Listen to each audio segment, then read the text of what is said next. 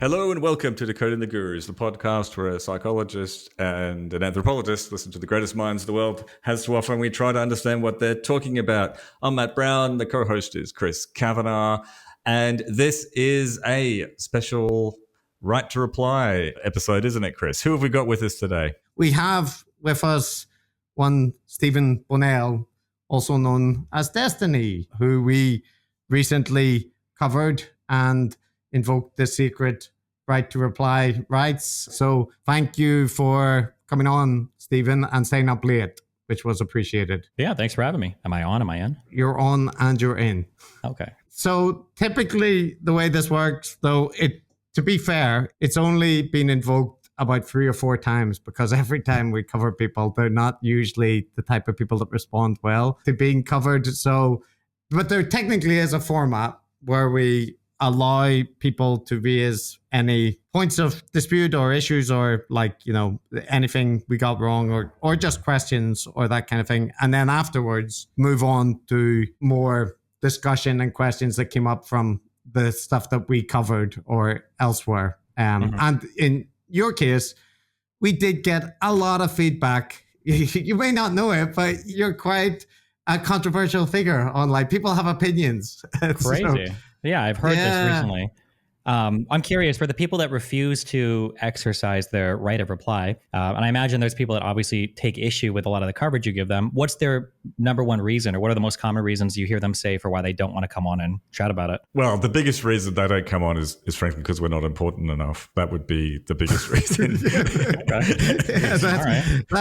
That's the most important factor. The second one is that a lot of the people we cover identify anybody that is given even mild critical pushback as like bad faith actors, right? Mm-hmm. So in that case, if they do acknowledge it, it is usually just to say that we are not worth their time, or an example of the kind of people that people shouldn't listen to. So that tends to be the reaction. But there has been exceptions. Sam Harris has taken up his right to reply twice, with varying degrees of success. And we had Chris Williamson, who you chatted with back in the day. Yeah, gotcha. That was more successful. Sam Harris is like my final boss guy that I really want to chat with. I'm like, I would be more excited to chat with him than Joe Rogan. I really want to. Hopefully someday it'll happen, but Be careful what you wish for. Yeah. I heard you on the stream talking about this issue when you're debating people about that you raise a question or ask people something and they monologue or they waffle on and on, right? Mm-hmm. Yeah. Just saying, that might be something to think about if you do end up talking to Sam. So sure. Okay. But how about you, Stephen? We got the feedback from your feedback that the reception was generally positive, but maybe you got a few bones to pick or a few points of explanation to make, or... I'm going to be honest, having somebody cover me and not call me a pedophile Nazi for like 2 hours is actually... The bar is in hell, so if the coverage isn't that, I'm actually incredibly grateful. So I feel like when, and I say all of this cautiously because for all I know, if I dig deeper into your guys' stuff, you're just as problematic as everybody else, which maybe you get the impression when you dig into other people. It's hard to get people to make serious considerations, I feel, of other people's ideas. So for instance, if somebody says like, oh my God, we need to kill these fucking people, blah, blah, blah. Somebody will say that, and somebody will come away with that and be like, oh, he just wants to murder all people, instead of like looking at, okay, well, when he says kill all landlords, like what's actually going on here? Like the statement itself can be problematic, but there might be something underneath that we need to consider as well. And yeah, I just find when most people are considering stuff of mine, I've probably done, I don't know if it'd be an exaggeration to say, I've probably done more broadcasted content than almost anybody in existence, just by virtue of like how unique streaming is and the fact that I've been doing it for about as long as anybody has been. It's easy to like clip 20-second statements and then have this insane caricature of me that you attack, even if there might be stuff that is worthy to criticize. Like the actual criticism just ends up being insane, I think. Yeah. I guess part of that too is that you come from that gamer type background and this internet subcultures and so on. And, the way you choose to express yourself is pretty colorful, isn't it? Yeah. I mean, like that's definitely a thing. One of the challenges of being a popular person on the internet is extracting valid criticism from demented online talk. So if a bunch of people are saying like an insanely mean, hurtful, not true thing about you, even if that criticism seems like bullshit, it's coming from somewhere, and it behooves you, if you want to survive in this arena, or at least adapt so that people can understand you better, to figure out like where it comes from. I think that when people criticize me for, obviously I use colorful language, or I can get unhinged at times, I definitely admit that. However, like the same types of strategies I believe are used to character assassinate basically anybody, right? So like on the other spectrum from me, you could compare me to, say, Biden. Biden doesn't generally make unhinged, crazy statements, but my God, every single time I talk to a conservative about Biden, they're telling me about, like, remember the speech that he gave in front of the all red background when he said that half of Americans were racist and blah, blah, blah. And it's like, well, if I look at the speech, he's like, he tries to qualify so much where he's like, not all Republicans are MAGA people, not all Republicans deny the election, but that doesn't matter. They still like assassinate on like the one or two lines. So yeah, I definitely don't do myself any favors, but I don't know substantively or significantly if the criticism against me would change if I hadn't made certain statements. That's just my feeling, but yeah, I could be wrong. Like you say, you've been doing this a long time, right? So you know the kind of statements, I imagine, that are like going to be clipped. I mean, like recently you intentionally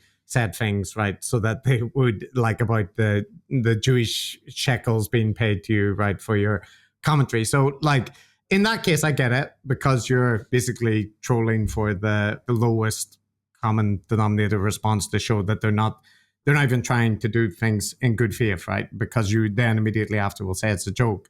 But in the case where, like, the clip that we played, and we played the longer context of it, where you were talking about the situation in Palestine and Israel before the conflict, and you made the throwaway line about, at this stage, I think we should just genocide the Palestinians, or not we, but like they should, and then you went on to talk about the actual situation and say, well, honestly, there's no solution, right? And I get your point that the fact that it's obvious if you listen to the rest of it that you're not calling for a genocide, right? But you saying that, or in general, kind of layering in those hyperbolic or extreme statements, doesn't that make it like easy for people to do, and like it's going to happen? So does it just not matter, or why say them? Yeah, I mean, if it's going to be something like that, I try generally to avoid that. I usually won't make something so blatant. That was just a matter of being incredibly unlucky, because this happened before the conflict. Like nobody was really actively talking about this. This was on like I think I was playing games on the stream, and it was like Wes was like, he's like not a political person. He was just like asking me questions. So I'm kind of like, yeah, I'm being a bit hyperbolic. Like it would be akin to like if somebody were to ask me like, do you think that OJ do you think that OJ should have been convicted? I'm like, listen, the prosecutor, they fucked up hard. God bless OJ. Listen, he beat the system, and he's free. And if the American system fails, then fuck it. And then like, imagine a month later, it comes out that 15, different women's bodies were found in his backyard, and then people start playing that clip, and it's like, well, don't you think you probably shouldn't have said, God bless OJ for beating the system? It's like, yeah, I guess I probably should have, but like, Jesus, I didn't know the context would change so significantly at the time. Like post October 7th, I don't think I'm going to open up with that hyperbolic of a statement. Like, yeah, you know what? Fuck it. Why don't we just fucking genocide the other? Because that's the only way this conflict is going to end. Obviously, because the sensitivity around the topic and the attention is so much higher. So yeah, I mean, like it'll happen. In general, I do try to avoid like the ultra leading hyperbolic statements like that. But yeah, that was just Jesus. Yeah, not good timing on that. Yeah. There's a reason why it took like 2 months, I think, after the conflict began for people to even find that and dig that up and then start like spreading it like I just said it or something. Yeah, that makes sense. So also, wait, can I just say one thing too? Not to say that, and this is always like my biggest issue, somebody could make the argument that hyperbolic rhetoric like that for a variety of reasons is damaging or contributes to like a negative discourse, which is fair. I would argue against it, but that is an argument that can be made. My biggest issue with people is usually just that they're making arguments against these unhinged positions of like, oh, Destiny wants all the Palestinians to be killed. It's like, that's not, I don't think any person wants like every Palestinian to be killed, except for the most insanely unhinged people. But yeah, that my issue is usually just that the criticisms are very poor in terms of what they're actually criticizing. Yeah. So I guess like the thing that I'm thinking about is I've seen you in a bunch of content talking about like wanting to provide a more reasonable alternative to like the, a lot of like popular leftist content can be pretty extreme, right? And it's good for people, especially in like online and kind of Twitch and Kick and Rumble and all that, to see just reasonable or like more moderate points of view. But then there is the tendency that like when people go to your Twitter account, right, depending on when they go, they might come across like, the recent tweets directed at Ludwig or at Hassan, right, with the N word and the JDAM reference, right? Which Yeah.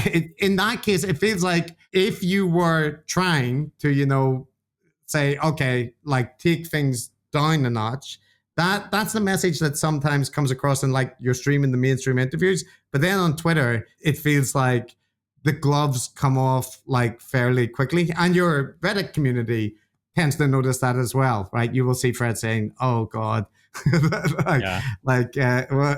Stephen, why now, or this kind of thing. So I'm just curious, like in that case, is it intentional or is it an impulse control thing, or what do you? I think we have to disaggregate a few things here. So, firstly, when I advocate for like reasonableness or whatever, it's not necessarily like civility, although I think civility can be important too. Like when I say reasonableness, what I mean is just like I want people to have a thorough understanding of the things they're talking about, like well-informed opinions, and the ability to read an entire article for 5 minutes from start to finish, rather than to eat a headline and then digest that and have your whole opinion develop from a 20-calorie tweet. When I talk about that. Now, separate from that, when you ask me about Twitter, okay, no man's land, there are several different things that could be happening at any one point in time.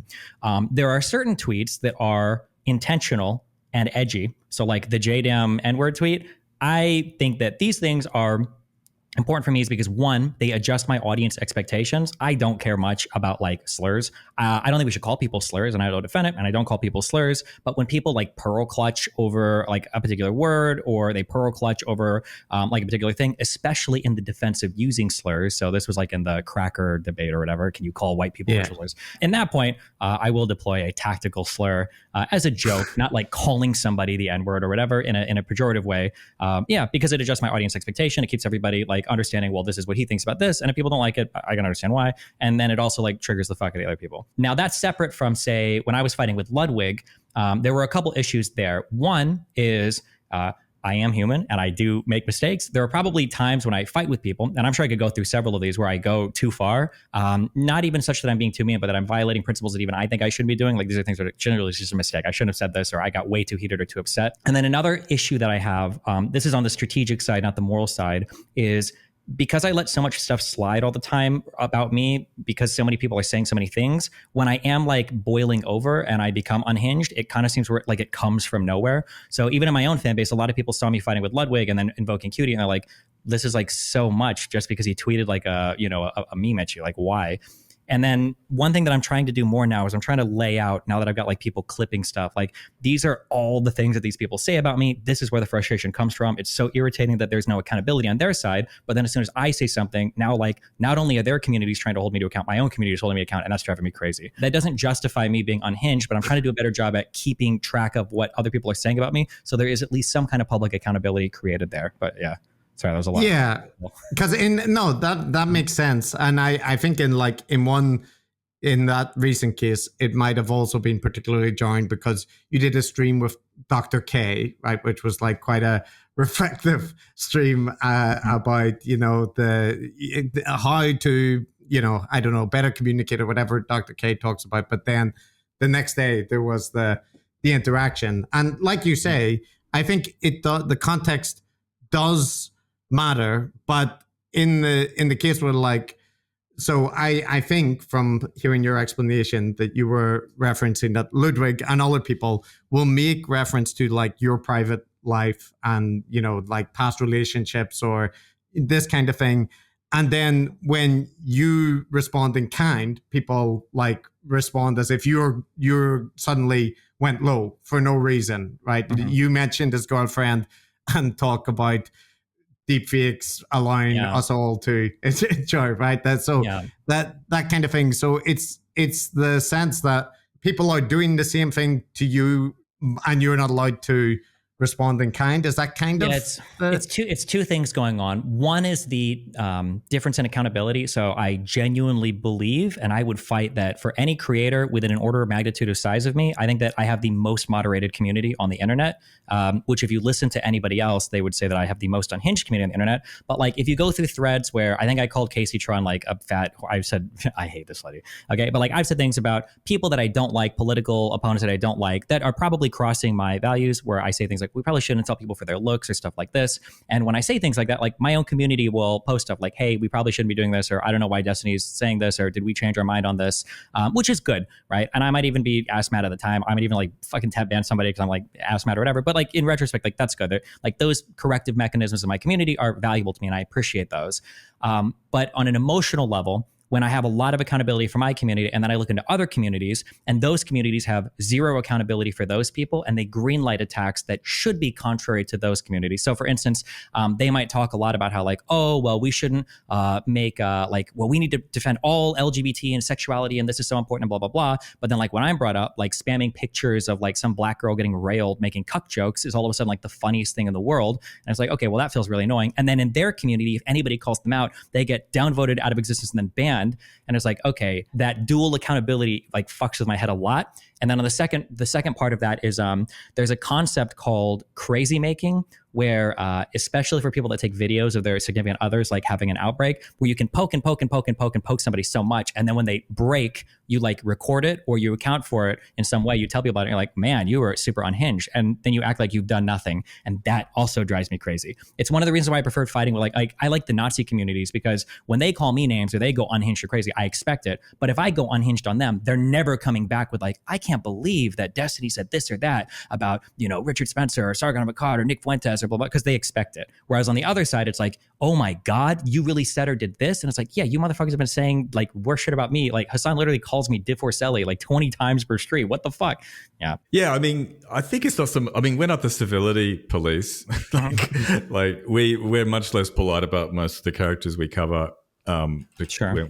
When we don't like them. It is important. Like civility, some level of civility is important though. Like I shouldn't do that. Like these are human emotional responses that are not like, I'm giving you reasons why it happens. I'm not justifying them. Like if I was a better person, I could be above that, or I wouldn't like fall prey to that. There's just a lot of public pressure, but the civility part is important. I don't mean, some people use civility politics as like an insult. Like, oh, you just want to be polite to everybody. But like some base level of civility is probably necessary for us to communicate with each other. So yeah. Yeah. Civility porn is a term that we reference. Like civility is good, but like constantly talking about how incredible it is that you're able to talk to someone who you largely agree with is, it comes up a lot in the content that we look at. Yeah, I think the thing that interests us, Stephen, it is not really a criticism. It's just an interesting thing, which is that you do seem to have those multiple speeds. Like on one hand, like you are, it seems to us, incredibly consistent in terms of your arguments and your stances on important sort of topics, but you know, you can be talking about a very serious topic and, you know, marshalling, you know, robust points in a very rigorous way at one time, and then listening to other content, you're like litigating some personal relationship thing and people taking pictures of penises or whatever, and you sort of deploy the same, you take that with the same level of seriousness. And I get the impression you spend a lot of time on that kind of stuff as well. Again, it's not having to go. I'm just curious, like what's why? I don't know. I feel like growing up, I think something that I always valued was, I think it's cool when individuals are less specialized and more, I don't want to say more generalized, but not necessarily like sliding into hardcore archetypes. Like I like the idea of a really nerdy guy that reads a lot, but is also like a quarterback. Or I like the idea of, you know, like a hardcore Rambo soldier who also like finger paints. Or I like the idea of people having like kind of, I don't want to say breaking molds, but I guess it's kind of like that. Yeah, just like having a collection of attributes. I value my intelligence. I like researching. I like debating. I have huge interest in politics. I'm also like, you know, a super sexualized person. I like to, you know, hook up and sleep around with people. I like to do drugs sometimes. I think are super fun. I like cars. I like guns. You've got one behind you. Oh, yeah. Yeah, there's just like, there's a lot of things that I enjoy. And yeah, I guess because my life is so open, I end up sharing all of these things. And Sometimes it's confusing because it seems like you wouldn't associate some of these things with other people. Other people say that like, well, you shouldn't be so open about all these things. There are pros and cons to it. So is that like part of the sort of package? Like you're very upfront about, like you run a business essentially, right? And you provide a product and you make money from it. And we commented on that. We found it quite refreshing because a lot of other people present themselves as something quite different. And, part of it seems to be that, people can engage with you on political topics, but can also engage and be a part of your, like the real life, right? So those parasocial dynamics, which we experience too, being podcasters, are real, and they're not always negative.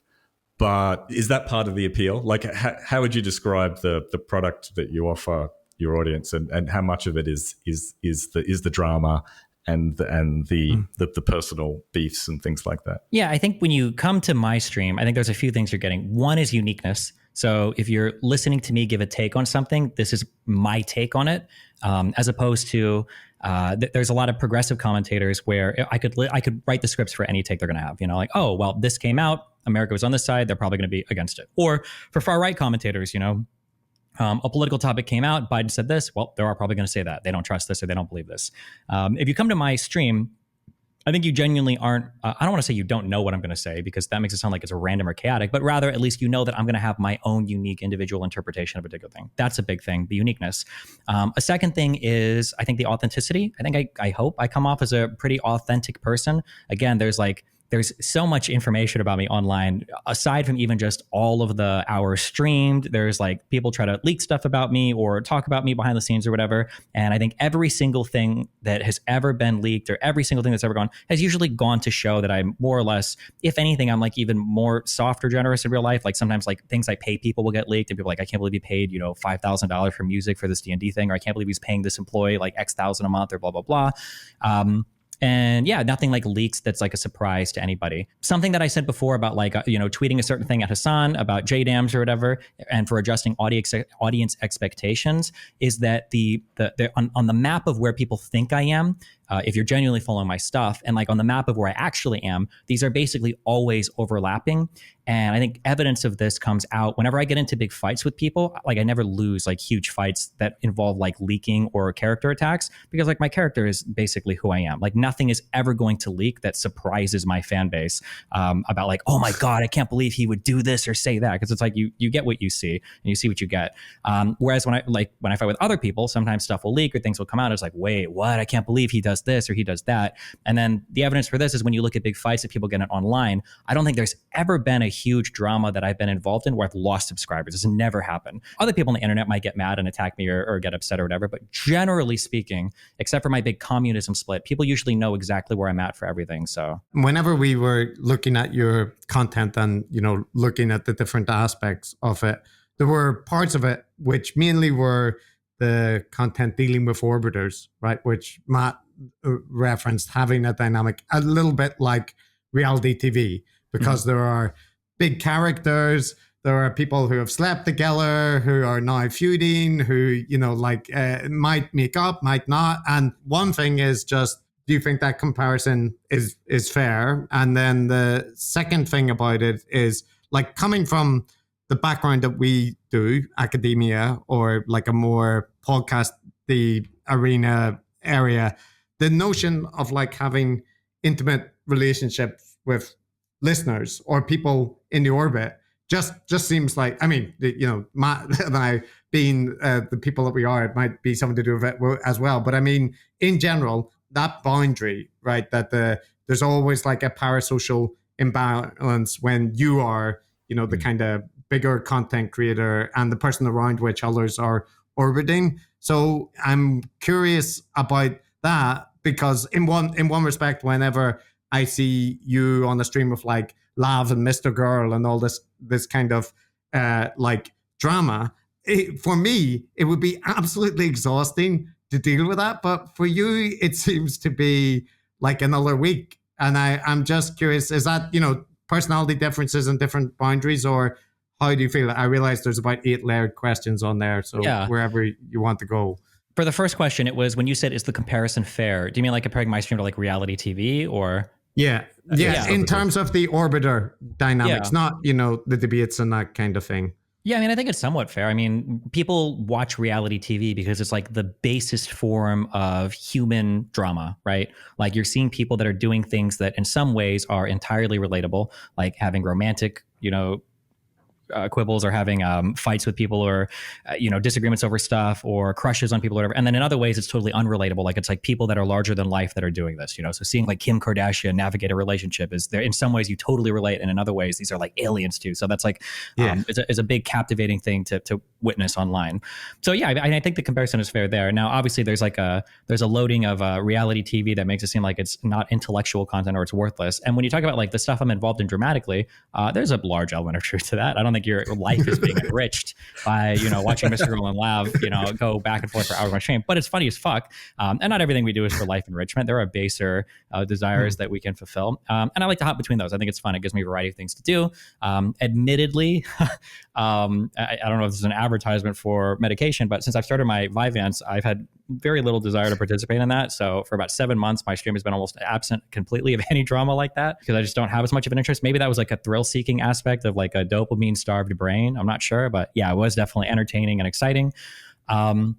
The intimate relationship thing with people in my field, that's a really interesting and challenging question to deal with. So here's an interesting thing. When you're a streamer, depending on the type of streamer you are, your life kind of revolves around your work. So like I'm streaming for, like my goal is to stream for 8 hours a day. I'm doing emails and messages before and after. I might be traveling for podcast appearances. And then I'm doing other stuff relating to upkeep of stream, whether that's management of employees, website, scheduling travel, negotiating like sponsorship, or like there's just a million things, like probably 14 hours a day. And anybody that's ever dated me will complain about this, is like going into work related stuff.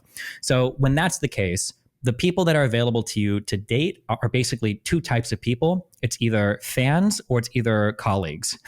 So you're in an interesting spot because I remember when I moved to California when I was 30, for a couple years on Tinder, I removed all of my social stuff because I just wanted to meet people that didn't know everything about me. That was an interesting and fun experience. And for a while, it was fun to meet somebody and then get to like introduce myself to somebody again. I'm like, oh, this is interesting. But then there is like this wall that exists between us of like, I don't know how to explain to you that I'm a little bit irritated today because there's a guy online that tweeted about me being a pedophile and he got 20,000 likes and it's just really irritating. Like there's no way to make an ordinary person understand that type of struggle. Or like, yeah, like listen, this might be crazy, but like just because we appeared in a picture together, there might be people that try to like send you DMs asking you really weird questions or hacking your account because they're trying to get more information about me. Like just ignore that. Like most people can't handle that. So then you go to the other part and you're like, okay, well now you have fans or you've got colleagues. Well, immediately people write off fans because that's like power dynamics and abuse and toxic and blah, blah, blah, whatever. So now you've got colleagues, but then colleagues, in my opinion, are actually more problematic because the power dynamic you have over a colleague is actually more severe than the power dynamic over a fan, right? If there's a fan and I want to be abusive, like I can exploit the fact that this person really likes me. And that's about it, right? Which that can be really abused, by the way. But with a colleague, I could theoretically hold your career in my hand. And that's like so much more power. So where I'm at right now is I basically just like, okay, well, if you're like aware of my content, if you message me, if we chatted, that's basically the types of people that I'm talking to or trying to date right now, because colleagues that is a whole clusterfuck of shit. And people that are outside of this world completely like have no understanding of how crazy it is. And it's impossible to ask them to step into that life as a romantic partner. I guess there's a You can always cut me off whenever I say something too, if you want to. It's actually just percolating in my head about the situation of streamers and their dating life. It's not something that I've considered in great detail, but covering your content did make me think about it more. And this is probably like a little bit tangential, but I think speaks to like a similar sort of issue, because I would imagine there are very, very devoted fans that, you could tell it would be a problem, right? That there would be an unhealthy aspect that you could exploit from that like one-way relationship. But this is like slightly different. But your audience, I remember seeing somewhere, and it might have been in Mr. Girl's document, so I'll take your assessment of it for the credibility. But it was something about like that your audience has like significant proportion that is kind of male in early 20s demographic. Is that accurate? I think so. Probably closer to like mid-ish 20s, because I've been streaming for a long time and I do politics, so they skew a bit older. But yeah, I think probably. Okay. Right. Yeah. Okay. So the thing which I encountered, which kind of surprised me, and it relates to the DDoS kid, which was obviously going to come up. But so we can talk about the DDoS kid, but in particular here, so your community has, as you said, a reputation, right, for being highly activated, and it is highly activated in the terms of like clipping. And whenever Ludwig mentioned some event from years ago, people were able to find the clip from an old stream, right, that showed that he was misrepresenting events, right, with the throwing the cheese poofs or whatever they are. And that is true, that there is an activated element to it. But I found that whenever we did the episode on you, and on our subreddit and your subreddit, people were discussing the episode and the DDoS kid came up. Some of the people that were talking about that, they were essentially, I find it interesting because I interacted with them and was basically saying, okay, but like, I've heard all the arguments that Stephen's made about the DDoS kid, right? But come on, like, kind of, you can agree that he has these points that he can make, but you don't have to completely accept his reasoning. And the thing that surprised me was that there was a bunch of, yes, there were lots of people that are critical and, have their own point of view, but there were some people who were essentially repeating everything that you said, using the exact same, example to respond and to completely justify it. And that stance, I think you would agree, right? Like, whether or not you agree with you, it is still like quite an extreme stance, right? Probably, yeah. Yeah, for people that aren't aware of the ins and outs, like this is related to the moral legitimacy of potentially murdering someone for interfering with your income. And it, in this case, happens to be like a minor. I would use the word killing, not murdering. It's a little bit less normatively loaded, but okay, sure, yeah. But yeah. So, even in the realms of like moral philosophy version of it, it's still a relatively extreme take. And the thing that kind of surprised me was that there were people that would like kind of regurgitate your take exactly, uncritically. And I know I've heard I think you and other people, other streamers, talk about this dynamic about how that's not what you want to encourage, right? And how when that is happening, when people are just repeating things kind of uncritically, that's a bad dynamic. So the question is, one, about like the extent to which you think that exists in the community, and maybe two, are there ways that you discourage that? Or do you think, that's just, there's always going to be an element of the community which ends up repeating things like uncritically? Yeah, I think both parts of that second statement can be true. That like, there are ways that I try to discourage people from doing that. Like I'll say like, this is how we should think through this, or I'll try to keep like both, depending on the issue we're going through, I'll try to present both sides of the argument where, it's like, well, listen, like this is my feeling on this, but like you could also keep this in mind, and we should think about this. Today, I don't know when this episode airs, but today there was the ICC stuff that dropped where the prosecutor was making a request for a warrant for the arrest of Netanyahu and Gallant, and then the 3 Hamas leaders, where like when I start off by reading this, I'm like, listen, there's going to be a lot of people politically that, want a certain outcome from this, but we should see what the prosecutor says before we like dig through his background or anything like that. We should like look at the actual words here in the statement, and we should read this entire thing. So I try to have people at least like keeping in mind the other side, or I try to stress the importance of being able to play devil's advocate, of being able to argue the other side. So hopefully my community is better than most when it comes to representing both sides of an argument, because that's a value that I hold. And if they're going to copy from me, hopefully they copy that. But at the same time, like realistically, there are going to be people that just copy my opinions and uncritically, parrot whatever I say. Now, I would argue that that's better because my opinions are better than other people's opinions, but I mean, their opinions. So hopefully everybody thinks that. You should think you have the best opinions. Otherwise, why would you have a not the best opinion? You should change it to the best one. So yeah, I mean, like in the case where people are copying, I was like, well, fuck it, at least they're copying what I would consider to be a more informed opinion. But yeah, ideally I would want people to be able to explore whatever applied things they're looking at. Like, do I feel this way about healthcare or treating people this particular way? And that's running in concordance with whatever internal values or beliefs they have. Since you mentioned the Israel thing, that's been one of these hot button issues that is controversial, obviously. And you've been perceived as being like a staunch defender, if not an apologist for Israel.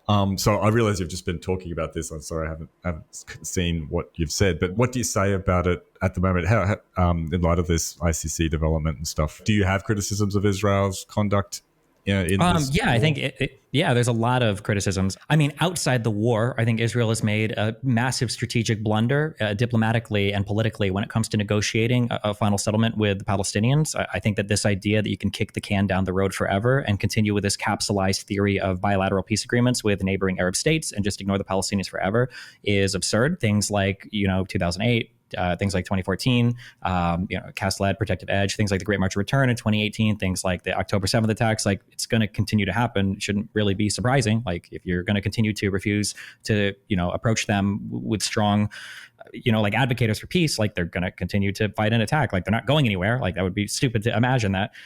So yeah, I think that Israel has made a massive diplomatic blunder there, especially because Israel is existing under this delusion that there's some peace that can be negotiated with Palestinians that won't be painful. And with every single new permit authorized for every new house, for every single expanded outpost that turns into a settlement, that turns into an additional area C that wants to be annexed, like that price is going to become increasingly painful because it can't just continue on like this. Like the situation is untenable. The status quo doesn't work. So yeah, everything relating to the collective delusion that Israel has been under after 67, that they can hold on to the West Bank without penalty is it's absurd on so many different levels. I understand it. I know where it comes from. Same way I would say the Palestinians have their delusions that aren't being helped by the world. But I understand where theirs come from as well. But yeah, Israel is not beyond reproach for sure. But I don't even get to explore those criticisms because most of the pro-Palestinians I argue with are unhinged and delusional. And there aren't many pro-Zionists that I've argued with a few of them, but like one was like most of them are from Israel. Like Simcha Rahman, I think, was a guy in the Knesset I argued with. And then I've argued with a couple big pro-Zionist people, but most of the people online today are like super pro-Palestinian. That was a point that I was curious about because I saw some stuff in the lead up to the debate with Norm Finkelstein and I forget who the other guy was. Oh, Norm Finkelstein and Wayne Rabbani. Yes. Yeah. Mm-hmm. And Benny Morris was on your side right now. Yeah. So in the lead up to that, I heard you express like what I would have viewed as positive anticipation. Like, you had some back and forth with Norm, but it sounded like you had hoped that there would be like an exchange and that people would see that maybe in regards like with Benny Morris, that there was some areas of disagreement, right? And then, of course, what happened in that debate, it didn't end up because it was just, insults and treating barbs and kind of completely distinct historical accounts, right? And I was curious about, in that case, so you seemed disappointed that it ended up like that. And did you have a more positive image of Norm Finkelstein before the interaction? Like, were you hoping that it would be more than that, or did you kind of anticipate that was always going to be what it was? The most embarrassing thing is I'm pretty sure you can find me saying comments prior to that I was like, I think this has the potential to be like one of the best on YouTube conversations about this particular conflict for two reasons. One is because Norm has such an extensive background as being pro-Palestinian, and two, because Benny Morris is one of the most respected historians in the field. And then Wayne Rabbani has his background that he can contribute as a Palestinian advocate. And then I've got like I'm pretty rhetorically effective and I can follow pretty sharply like logic and stuff. And I've like done a little bit of reading compared to these guys, like, so I can follow along at least. And the fact, so that was one, it was the people involved, especially Norm and Benny. And then two, the format, the idea that we could have, rather than these fucking 20-minute, no, I'm sorry, not 20-minute, rather than these like 2-minute, 20-second exchanges back and forth, we can have like a 5 to 6 hour sit down and really into detail hash out like the differences and the perceptions of historical fact between two sides with these figures was like, that was like a legendary opportunity, I thought, to have an amazing conversation going back and forth between the histories of both of these people. And yeah, I couldn't imagine that it would have turned into such the shit show that it was. That was unbelievably excruciatingly humiliating. It was vindicating for me on a personal level. I felt like super happy on a personal level, just in terms of myself. But in terms of like what that conversation could have been in a wider respect, I think it was like really embarrassing. Yeah. Yeah. I mean, it's just generally disappointing, isn't it? Like yourself, I'm not an expert, but I've read histories of the region and I've read like really good commentary from moderate Palestinians and moderate Israelis. And the amazing thing about them is that they're very, very similar. Like they're not on a like entirely different page. But especially when you look at the international discourse that's happening online, looking into the area like a fishbowl, it seems like it's happening on a much poorer level than even people who are actually there and experiencing it.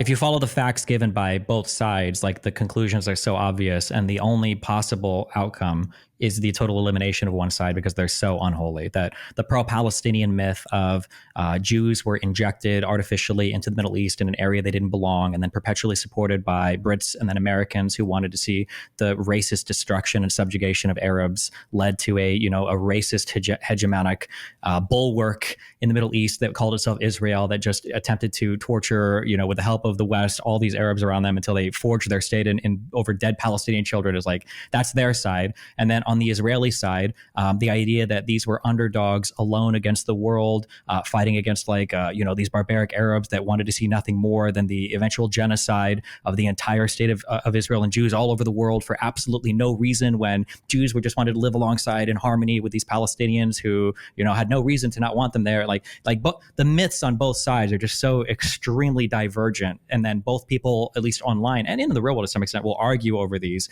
And when your histories are so divergent, I mean, of course, the conclusions are going to be wildly divergent as well. Is there an issue, Stephen, given that one, that, because this topic now is, the current focus in politics, but also on online debates and this kind of thing, that it can become, a kind of content generating topic, right? That what is Nico and Nick Fuentes' position on the Israel-Palestine conflict? It seems that getting into that feels distasteful in a way because they know nothing, right? And then on the same point, as you've been involved with it and being perceived as, to be more staunchly defending Israel, that it's bound to happen that you get, more criticisms, more pushback from the Palestinian side, and that just by natural, psychological tendencies, you will be more receptive to, potential negative information about Palestinians. Or if there's the example I can think of is whenever there was somebody suggesting that Palestinians were getting shot, for the optics, right? In order to make sympathy. And that, I'm not saying it's impossible, but I am saying our bar for believing that should be high, right? Because the potential for it being wrong would be assuming that people that are actually being shot are doing, it's kind of false flag with Alex Jones. Yeah. So I'm curious about those two things. One, the potential for it to become a kind of debate porn topic, and secondly, the polarization inherent in the topic. That do you find yourself being pushed just by the responses and thing towards more polarized takes? One of the big problems I have with my stuff is that I try to do functionally what a lot of people do aesthetically. So there are things that I say that are so pointless to say because everybody says them. If I were to discover my content in a vacuum, if I were to discover it online, not be having any idea who I am, but I'm aware of all the other content creators, I think I say so many things that are red flags for you should never listen to this person. Anybody that describes themselves as not nonpartisan, or anybody that describes themselves as oh, I'm truth seeking, I try to be aware of my biases, I just follow the facts, or blah, blah, blah. These are usually your biggest indicators that somebody's going to be the most partisan biased hack fuck you've ever listened to in your entire fucking life. As soon as they put truth or veritas or rational or logical or whatever in any of the shit they do, it's usually the least rational, least logical, most emotionally driven stuff you've ever heard in your entire life. So that's one thing I try to be aware of. So I'll say I try to be aware of biases that I have when I'm analyzing stuff, and I try to apply consistent lenses through how I view stuff. And I encourage people in my audience, because a lot of haters show up, and even my own fans that don't agree with me sometimes, to ask questions about how I'm evaluating things. So in practice, this takes the forms of a lot of different type of critical thought, where when I say critical, I'm talking about metacognitive processes where we're trying to analyze our own thought. And I also try to be aware of these biases too, right? Because it's not enough to just say I have none. It's more to be aware of them, right? If the UN publishes a statement and, the UN says, well, today we actually feel really strongly that Israel is committing a genocide in Palestine. I can't lie and say I don't have a bit of an emotional investment, because where I've hedged my previous positions, where I'm a bit more in alignment with Israel, it's tempting to dismiss it out of hand, right? Okay, yeah, of course the fucking UN says that. But then I have to think of like, I try to like plug in different actors when I'm thinking this to make sure that I'm not like mind fucking myself. So I might say, well, what if the UN comes out and says something about, we believe that in Bucha, I think it was Bucha, right? Or in, oh my God, I forgot the name of so many of the Ukrainian cities where horrible atrocities have happened, Mariupol, these other places. Yeah, if the UN came out and made a statement about Putin, I would probably believe that immediately. Well, now I have to ask myself, well, hold on.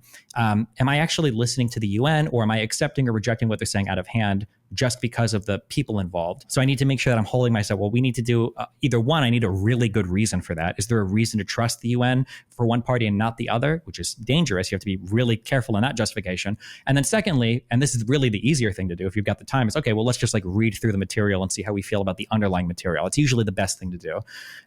But yeah, I try to be aware of biases going into topics where it's like, okay, well, I really want them to say this, and I'm really primed to hear this, and I need to be aware of that, because if I hear something that challenges it, I'm more likely to dismiss it on an emotional level rather than to factually critically consider it. So yeah, the swapping in different actors for a thing is a really important way to kind of like check my thoughts to make sure that I'm being consistent or intellectually honest and not just biased towards a particular source or party. Yeah, like you said, all of those things about being, rational and a seeker of truth and above, mere political passions and so on. It's super red flags, and the kind of gurus or influencers that we really despise tend to do that, and they also tend to be just totally duplicitous in terms of their motivations, right? So the presentation is that the motivations are the highest ones you can imagine. They're looking to save Western civilization, usually, always in some way, shape, or form.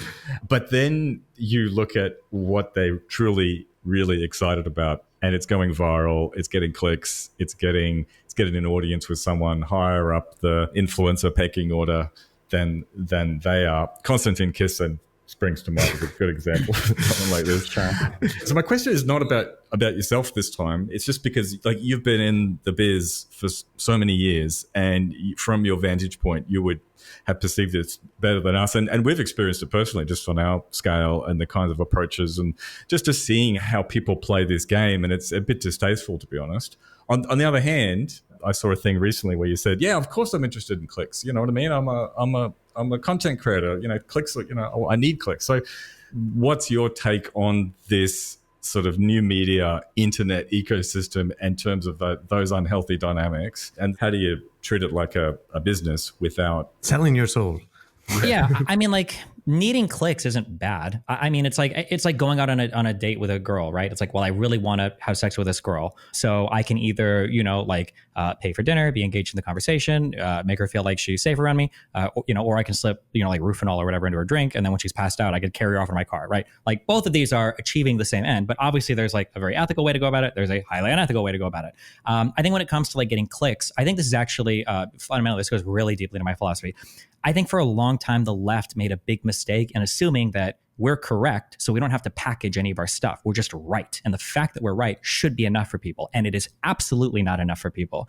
And for a long time, right-leaning content was just so much more human and entertaining than left-leaning content. I don't know if you guys ever listened to talk radio in the United States, but man, if you flip between NPR and then you listen to like Michael Savage, Rush Limbaugh, Glenn Beck, like these guys were passionate speakers. They were funny. They were angry. They channeled emotion. And then you go to like the most sterile laboratory speaking on like NPR, and it's just like, ugh, like it's just not entertaining at all. It's funny if you ask like who was the most influential left-leaning educator, for millennials, it was probably Jon Stewart, because he was funny, and that's really important. So when I talk about like needing to fight for clicks, I have to make my stuff like I have to be entertaining, and I hope I am entertaining. Like I read stuff, we study a lot. I try to never. I don't believe you have to sacrifice the informational part or the educational part for the entertainment. I don't think that has to happen. I think you can make it funny. You just have to like make it human for people.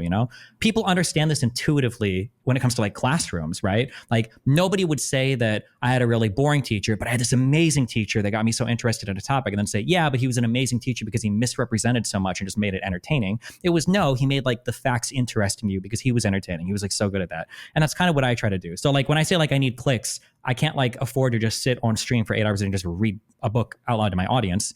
There's going to have to be other types of content that I interweave or other ways that I comment on it or argue with people over it that makes them like more drawn into it. And then hopefully as part of that educational or entertainment process, they're also like becoming more informed on the facts as well. What's the most unethical ways you've seen? What's the worst and most common things? You mean like in terms of like getting a fan base or? Yeah, that's right. I mean, I guess the things that people do, perhaps mostly motivated by just wanting to get a lot of clicks and be popular. Like what does it incentivize them to do? Well, yeah. So I guess in my world, the things that you're looking for are things like so like there's a concept called audience capture, where if you've got a particular audience and wants to hear a particular thing, that's the thing that you're more likely to feed them. And you're not doing that out of any principled obligation to a thing. You're doing it because you know that there's a big reward there. So people that co-sign others' opinions or people that form alliances with certain communities or people that carry water for certain people just because they know it'll get them clicks, or people that this gets more into the sterile, like, I don't know, prop logic or philosophy analysis, but like people that engage in like bad argumentation. So when somebody's willing to make really strong claims with really high levels of conviction about things that they have no research about or no evidence of, but they know there's a big social reward for them. Like, I think that these are probably some of the worst things driving online content today, depending on the circle you're in. Do you know who Ryan Long is? And they do the Boys Cast. It's Ryan Long and another guy. Like, I know them. Matt, you know the guys that did the woke people are like far right people. That little Nazis, those guys. Skit. Yeah. Okay. So the first time I went on their show, I think I was getting a lot of attention relating to the Rittenhouse stuff because I felt really strongly that Rittenhouse acted in self-defense, and their audience loved me. And they said I was like the most reasonable liberal anywhere. They were really appreciative of like the perspective that I brought, and they, really just liked the fact that I was a reasonable liberal. The last time I was on the show, I was highly critical of Donald Trump, and they fucking hated me. It was so much. I don't know. I don't know if you saw any comments, but oh my God, it was like brutal. But like that idea of like, one thing I could do, there are ways where when I talk to certain people, I could only show certain opinions. And I know that would garner me a whole bunch more like clicks and respect and desirability from those communities. And there are certain topics that I know I could stay away from that wouldn't get me in as much heat with different communities. And when I see people making decisions like that, like people are just molding themselves to the audience rather than trying to guide the audience to some better place. And I don't like that. I think that's incredibly damaging. I think it's also incredibly damaging, even more so because they present themselves as doing something different, right? Like if Project Veritas was called Project Partisan, I'd have no problem with what they do, right? Okay, yeah, you guys just like you push a certain political opinion, that's fine. But it's annoying when all these fuckers, try to operate under the aesthetic of truth and logic and reason.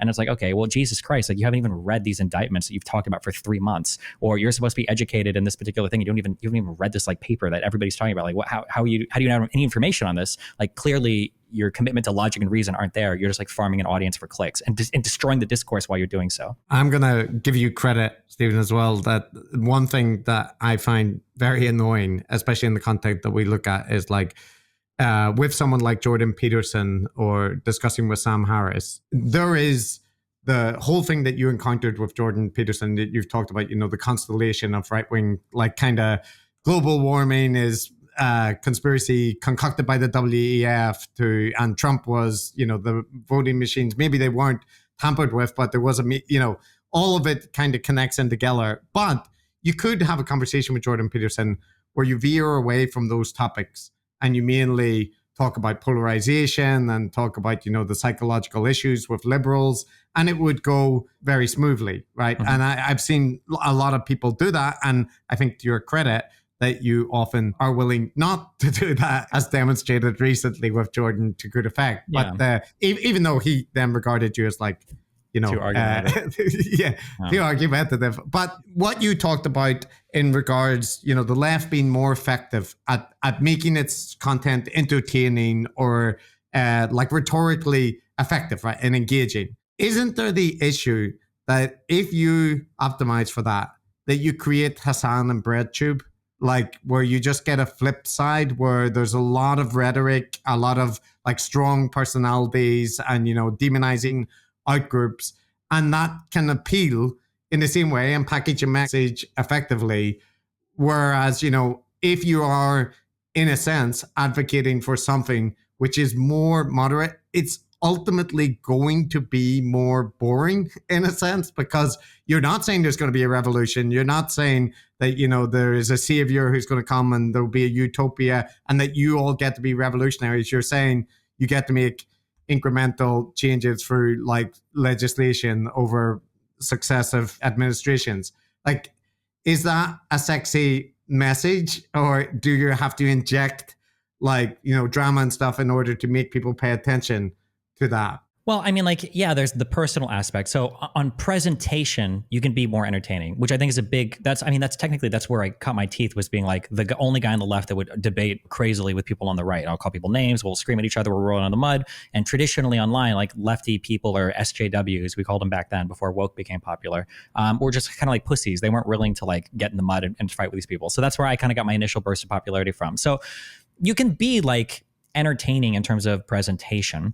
When you talk about actual content, this is I think a really weak area of mine that I've been trying to improve a lot. Especially, I had a conversation with an online content creator called JJ McCullough, and he does like politics from Canada basically. But one thing that I've had a lot of trouble with is, I think because I'm such the way that I approach life and the way that I look at things is incredibly discreetly.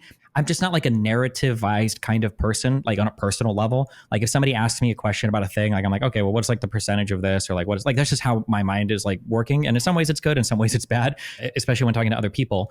But when I come online, I have my intellectual demeanor is to just nitpick endlessly. So if somebody gives me like, well, these are all the reasons why I like Donald Trump. And it's like, oh, really? Well, what can you say about his legislation? Oh, jack shit. Oh, he did deficit spending. Oh, fuck you. Oh, his foreign policy sucked. You're retarded. Like, I'll just say like, I'll go on these things. And at the end of the day, it can be good rhetorically in some ways, in that, well, hopefully I make the other person look bad, or I make him look dumb, or his fans feel like embarrassed that he couldn't respond to these things, etc. Oh, whatever.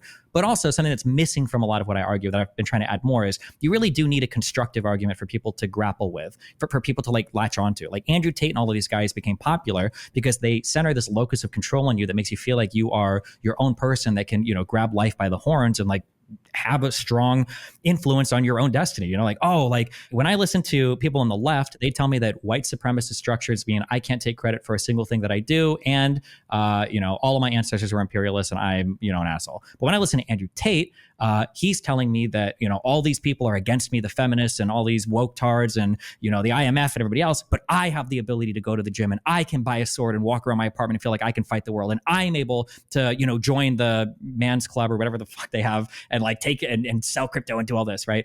Those people are really empowering because they give you something to latch onto and they make it feel like you're moving towards something like larger, transcendental. And that's I don't think you have to be presenting bullshit to do it. I just need to do a better job at presenting that, which I've been trying to do more as I hone in on like in my last debate, like I try to point this out now a lot. Like this country is like so cool. America, well, maybe not to you guys because you guys are in not America, but for me, it's America. All right. Like, yeah, that's all right. Yeah, like I did a debate on Fresh and Fit where we're talking about like, is Islam like, should it be the best religion or some bullshit? And I'm like, I just want to point out that we've got like a Sudanese immigrant. I've got this guy from I think the Middle East. I've got you who I don't even know where you're from, and my mom's like a Cuban immigrant. And like all of us are here having this conversation with no worry about the police, no worry about anything else. You guys are making money in a capitalist environment. All of this is happening in the USA, in the United States of America, not under some crazy totalitarian regime, not in a place where women can't vote, not in a place where there's a mandated whatever bullshit, but like with all the freedoms and liberal things that we can enjoy here. So that's like a weakness of mine. I need to do a better job at being constructive, and I've been trying to get better at that. But I think you can do it without being sensational.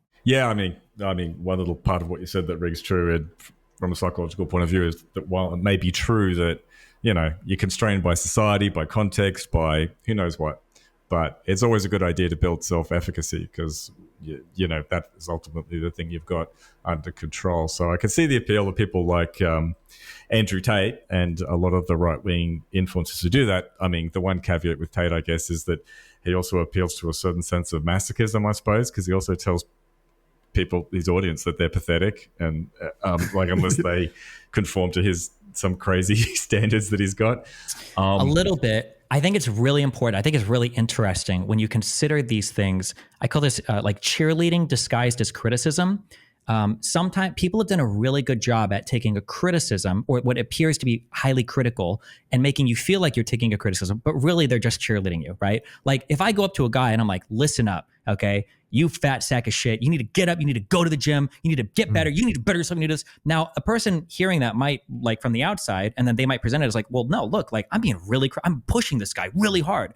And it's like, well, kind of, but like he knows this already and you're telling him really what he wants to hear, right? Like being told like you can do it, you can make something more of yourself, you have the ability to change like the course of your life. That's a message that you like. You know, what's not fun to hear is somebody telling you like, hey, listen, you haven't talked to your mom and dad for 4 years because of a mistake you made. You need to go and apologize to them. That's a like when somebody's giving you things like what the Tates say and it sounds critical, but your emotional response is this like visceral excitement. You should pause for a second and be like, okay, wait, hold on. What's the likelihood that every time somebody challenges me or expresses skepticism, it's making me feel better and better and better and better, right? A really good critical thought should give you a level of discomfort for a bit where it's like, like, do I really want to like confront this person and like express this particular thing? Or like, oh, do I really need to like say this? Like, if that feeling is never happening, then nobody's actually challenging you in a meaningful way. They're just like cheerleading you and calling it criticism, but it's not actually, it's what you want to hear anyway. From the content that we look at, we see that dynamic play out a lot, but there's another aspect to it where yes, it can be presented as, you know, like the situation you're in now is like kind of shit, but there is a path out, right? You know, like that's kind of being presented. But there's also this aspect where the guru people that we cover, they engage of one or two ways, or they can do both of this. And one is to like big up their audience, talk about how they're, you know, the kind of people that care about injustices in the world. They're people fighting back about, you know, the real issues in society and so on. And then there's the kind of negging side, which is like most people don't understand this. And, you know, you're all not going to get this. But if you do, you're going to be, you know, on the first step to getting to the right space. So there's like this kind of negging aspect of, you know, you could be better if you just were able to put in the effort. And that can sometimes also take the form, and this applies to your neck of the woods, that when you're telling your audience, like, you know, via the people that you discipline on streams, like, okay, you think better, fuck off, right? You then kind of let people know what behavior will be rewarded and not. And we saw like Eric Weinstein do this with his audience, where he was getting criticism from people like us and other people. And he went on his Discord and kind of said, you know, if you guys don't do a better job of, you know, kind of policing the kind of criticism that is appearing in this Discord, I might have to pull back, you know, and just not interact as much. And it felt like, oh, that's because you could see the people were, you know, really invested in him, you know, taking part. So yeah, it's just there's a lot of ways to manipulate people, like through combining negative and positive, like messaging. Yeah, for sure. None of it is necessarily bad. It's just the application of all of these things is so important. It's why when I debate people, I like always try to push for examples, and I always try to give examples myself, because you can get people that can lay out a lot of theory next to each other and be in complete harmony, where it's like, I think that we need to stop the indoctrination of children. I think that children should be able to grow up free and happy and healthy. I think that parents need to be able to protect their children to do what's right. And then one guy will be like, that's why 14-year-olds should be able to take hormones. And the other guy will say, that's why we need like state mandated religion. Like everything will line up. And then when you hit the applied part, for an example, it's like, wait a second, what? You realize that the theory is so vacuous or abstract that you could truly insert any value there. This is why I don't like to say, I hope I don't hit on things you guys have said before, because I'm not trying to be mean or anything, but like people will ask me, people will say things like, oh, like, how do you keep yourself free from bias? That's a really interesting question. And when somebody asks somebody that and I hear the answer, I immediately know if they're full of shit or not, because the number one bullshit answer that people give is go, oh, well, I read a wide variety of media sources. So what the fuck, what? That doesn't mean anything. You read a wide variety of media. You can read a ton of shit and still be a biased dipshit. Like, what do you mean? There are a ton of like mental safeguards that you can have. Like, can you argue both sides of an issue incredibly convincingly, right? Such that you should be able to argue anybody that agrees with you and put it or disagrees with you and put a convincing argument on the other side. Or if somebody were to ask you the question of what would it take to convince you otherwise of this position, do you have an answer for that? Or are you like, well, I don't know. I don't think I can be. And I've had people tell me that. I don't think anything could convince me otherwise. Like, wait, what the fuck? Are you well read into a topic such that you could explain it at a decent level? Like if you say, I think Trump made America better, you're like, oh, well, how? This happened. I don't know. I just did a debate with Gorka and I had to cut him off I think like 2 or 3 times where I was like, how did Trump make America better? And he's like, well, the economy did better. And I'm like, no. What did he do? It's, well, I'm getting there. And unemployment is like, okay, well, what did he do? And he's like, well, what do you mean? And I'm like, well, if I stand next to a tree and the tree grows, I can't take credit for the tree growing. It just happened while I was there. And the inability to like critically engage with questions like that, where it's like, okay, well, what are you doing to actually engage in critical thought? I think is usually a big indicator that that's not happening. So putting examples down for applied stuff rather than just laying out a bunch of bullshit theory is really important. Otherwise, I don't want to be standing next to some dude and we're agreeing on all these abstract points. But then when I look in practice, I see that we're like on worlds apart of things. I'm like, well, no, hold on, fuck this. I don't agree with you when you say that. Wait, clearly something is like disconnected here. Yeah. Just before we leave this topic of some of these characters like Tate, you've got this great track record in terms of debating with some pretty extreme and dark characters. Nick Fuentes, I think Laura Southern, is that right? But at the same time, there's also been like a fair bit of content where you've like, I don't know how to put it exactly, but there's some level of camaraderie, or we're like at least if not friends, friendly. Yeah.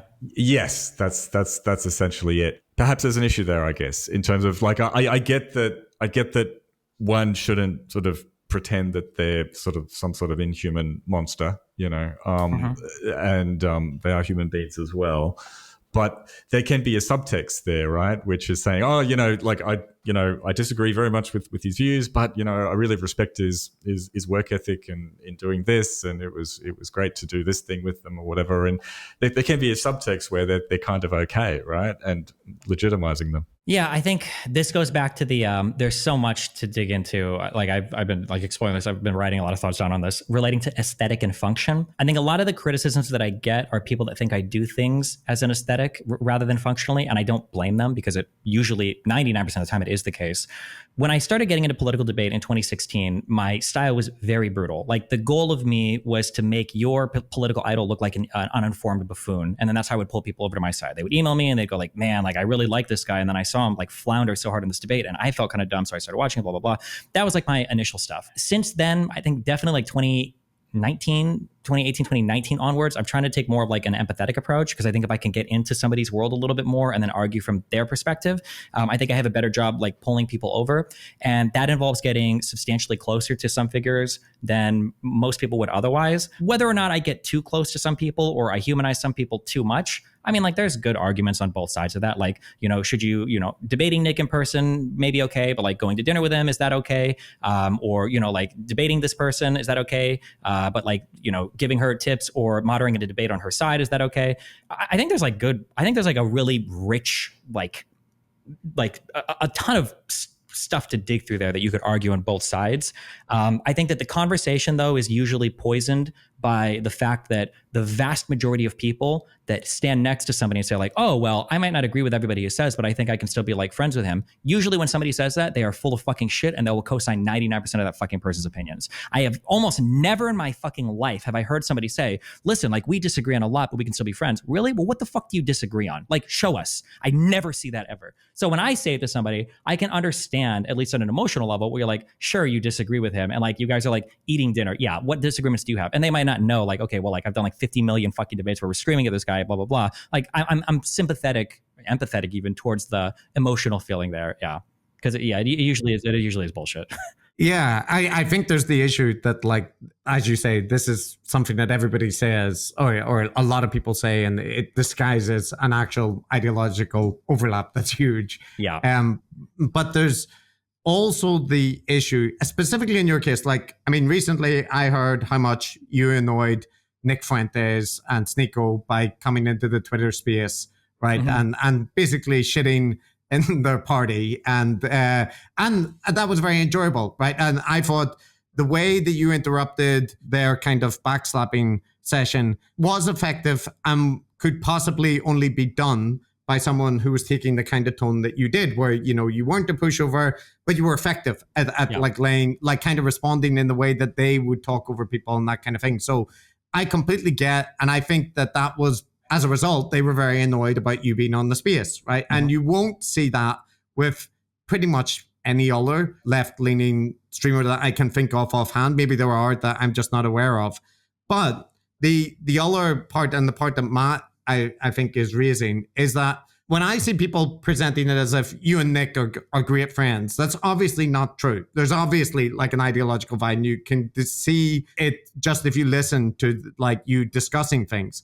But then when you hear you and Nick interacting about things like content creation, right? And talking about his community and how, you know, he's got a political movement, which he's taking steps, or Lauren Southern is making documentaries. She's got a good work ethic and that kind of thing. And that does then end up like feeling like, well, but Nick Fuentes at heart is an anti-Semitic, pro-theocracy, ethno-nationalist, right? So like people are correct when they're like, his community building and stuff is to build a community which deserves disdain in a way, like because it's a hateful community. And I guess in that respect, you know, like you say, there's perfectly good arguments on both sides about the way to respond to that.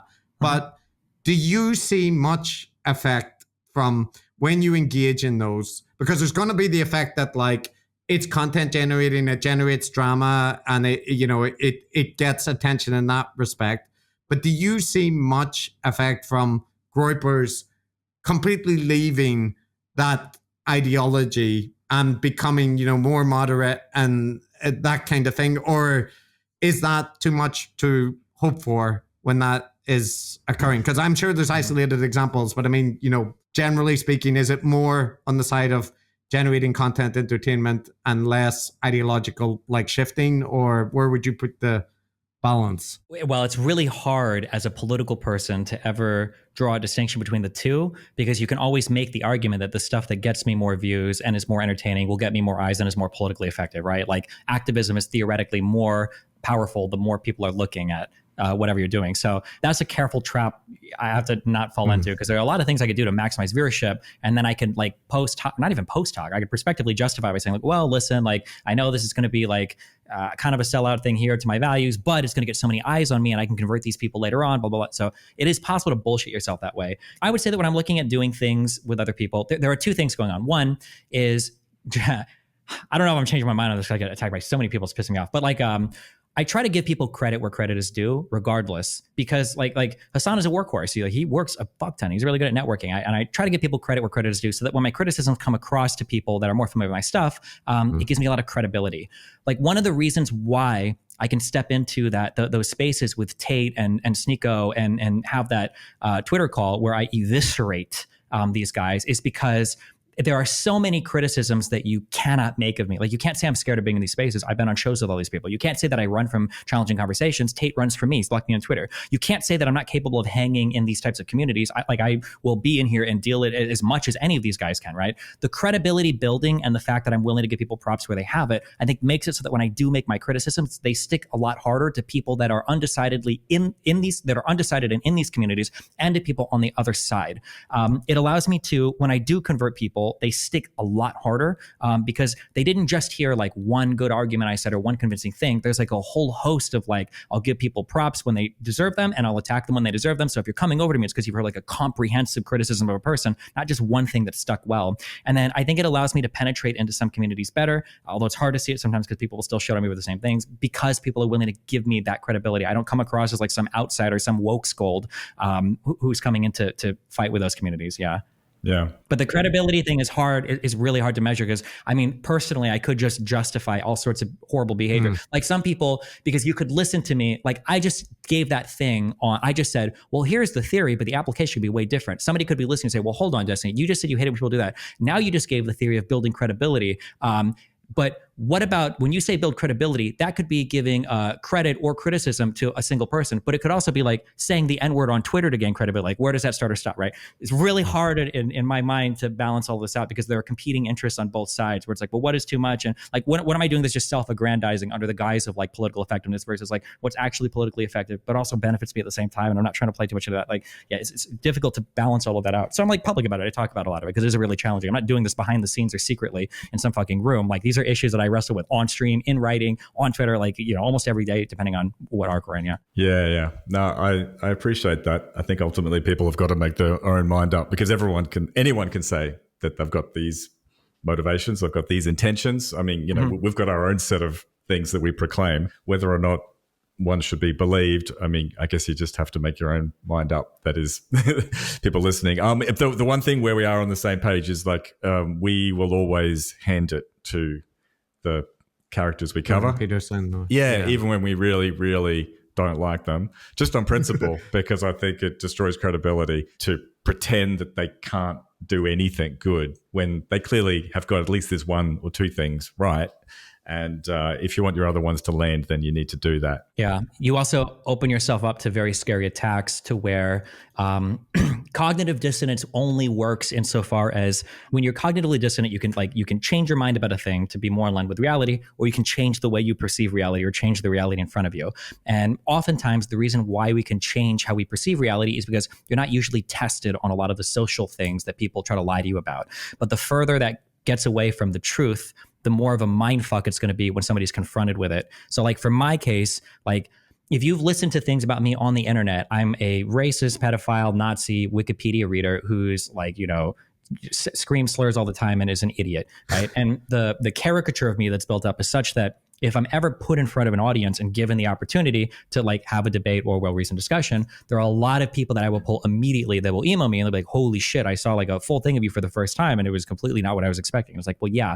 But the issue there is there's a gambit that's being played on the other side where it's like, well, if I demonize this person enough, hopefully nobody checks his stuff out. But holy shit, if they ever look at it, they're going to see that the reality versus the expectation are wildly divergent. And it's a risky game to play sometimes, but it depends on how well you can perpetuate the exclusion of that particular figure. Yeah? On that kind of subject. So you mentioned a couple of like the controversial takes and whatnot that are often cited with you. And we raised the DDoS kid earlier, the N-word usage, right? And I think one point is that your positions to us when we were looking through the things were clear. You tried to emphasize this point that you are trying to make your position understandable, whether or not you agree with it, that it's upfront and there. And that is the case that both Matt and I felt when looking at your content.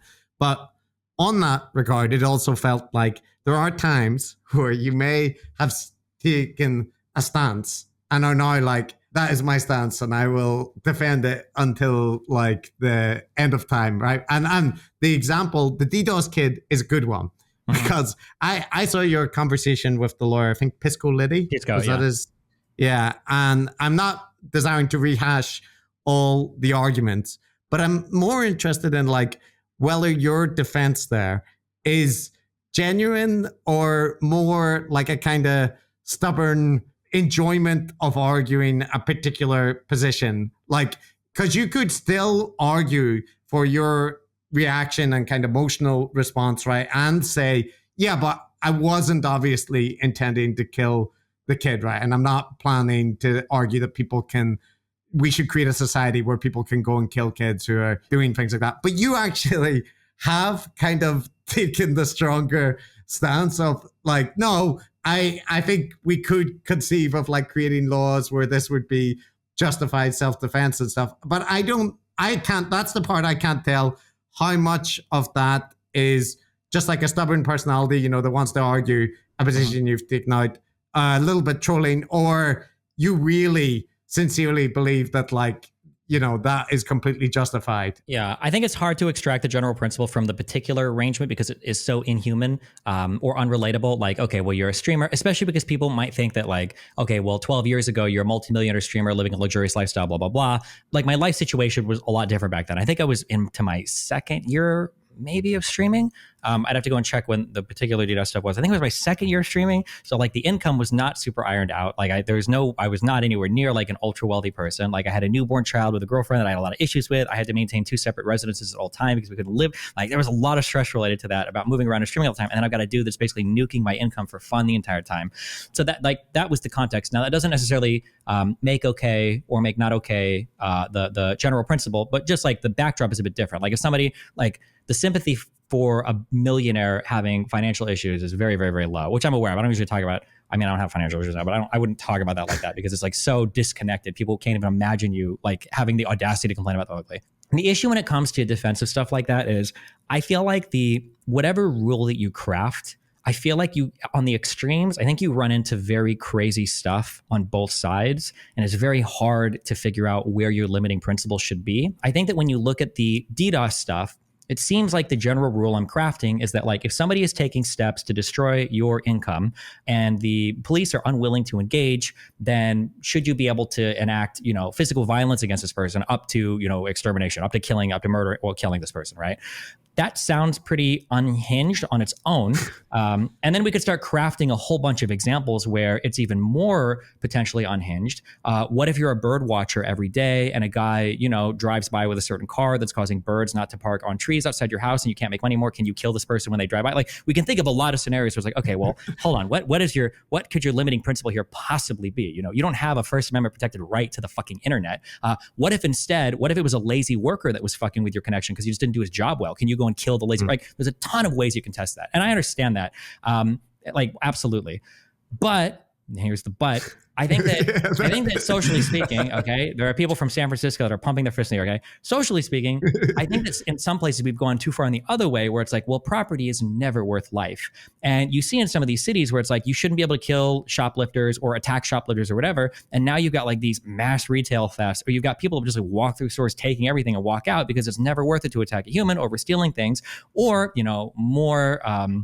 more like pressingly, you had like the whole BLM protest riot stuff where, okay, sure, there might be hundreds of millions or billions of dollars worth of damage caused in certain neighborhoods, but they're protesting a worthy cause. You don't have a right to defend your property. It's never worth it to kill a person for property, et cetera, et cetera. And in my mind, I feel like that's a bit of playing out like the other end of what that looks like. And I feel like we have seen that.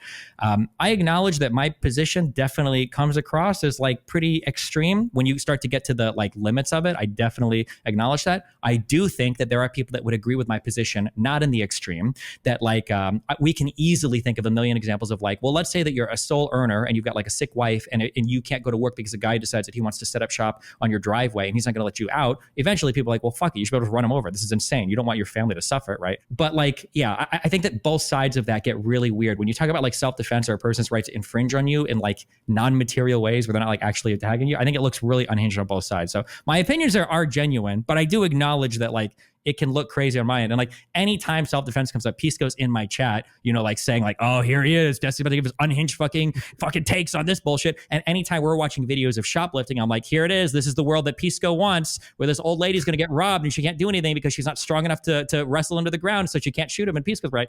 Yeah, it's a rough issue, but I understand why people think that my takes are a little bit wacky, but I'm not like advocating for the murder of everybody. It's like that's a tough one. Okay. Yeah. Chris, I think you got your answer. That was a good answer. Yeah.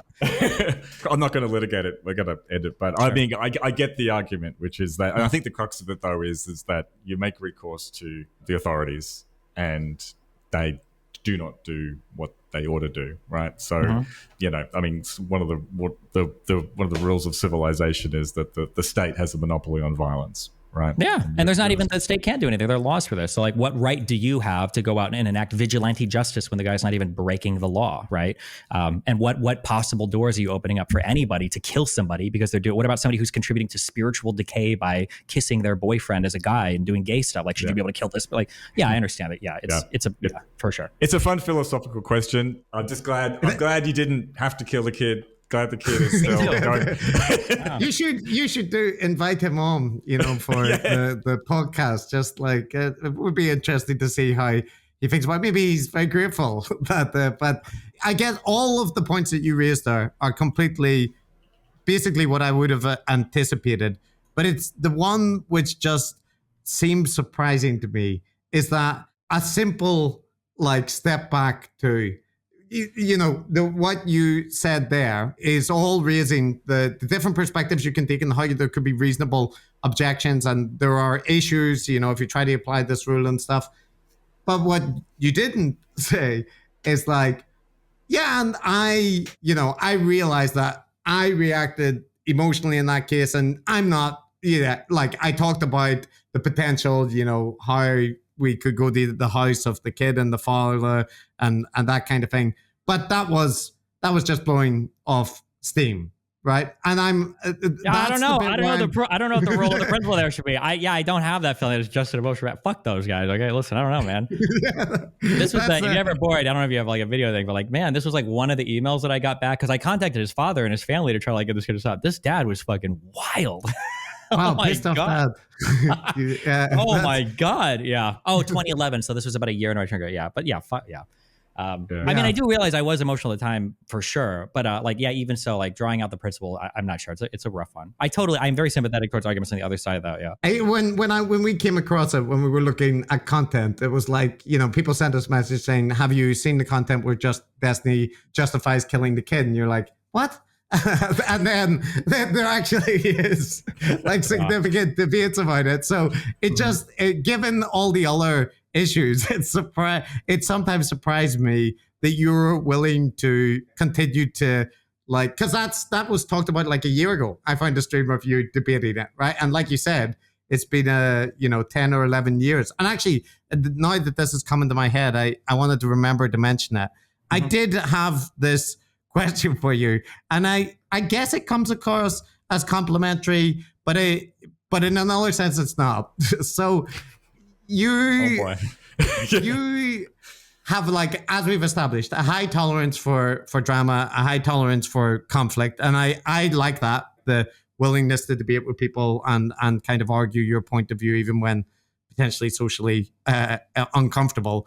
But the other aspect is like, you go hard sometimes in a way, like I'm thinking of the antagonizing Islamists, which you did for a couple of months, right? You had yourself as Minecraft Steve, attacking the... I know what you're talking about. The Kaaba or whatever, yeah. But the thing is, from my perspective, right, people who antagonize Islamists in writing or online, that often becomes a big part of their life. Then their security concerns for the rest of their life, or in talks, they're constantly messaging about, the concerns they have about dealing with the Islamic extremists who, like Salman Rushdie or whatever, obviously higher profile. But in that respect, you do have enough feuds, grievances, community. You just recently had leftist streamer potentially suggesting that it would be good if somebody there were like 4 of them that made kind of these suggestions. Yeah. All of them conspicuously not banned on Twitch and recommended by Hassan on a recent Wired interview, uncritically by,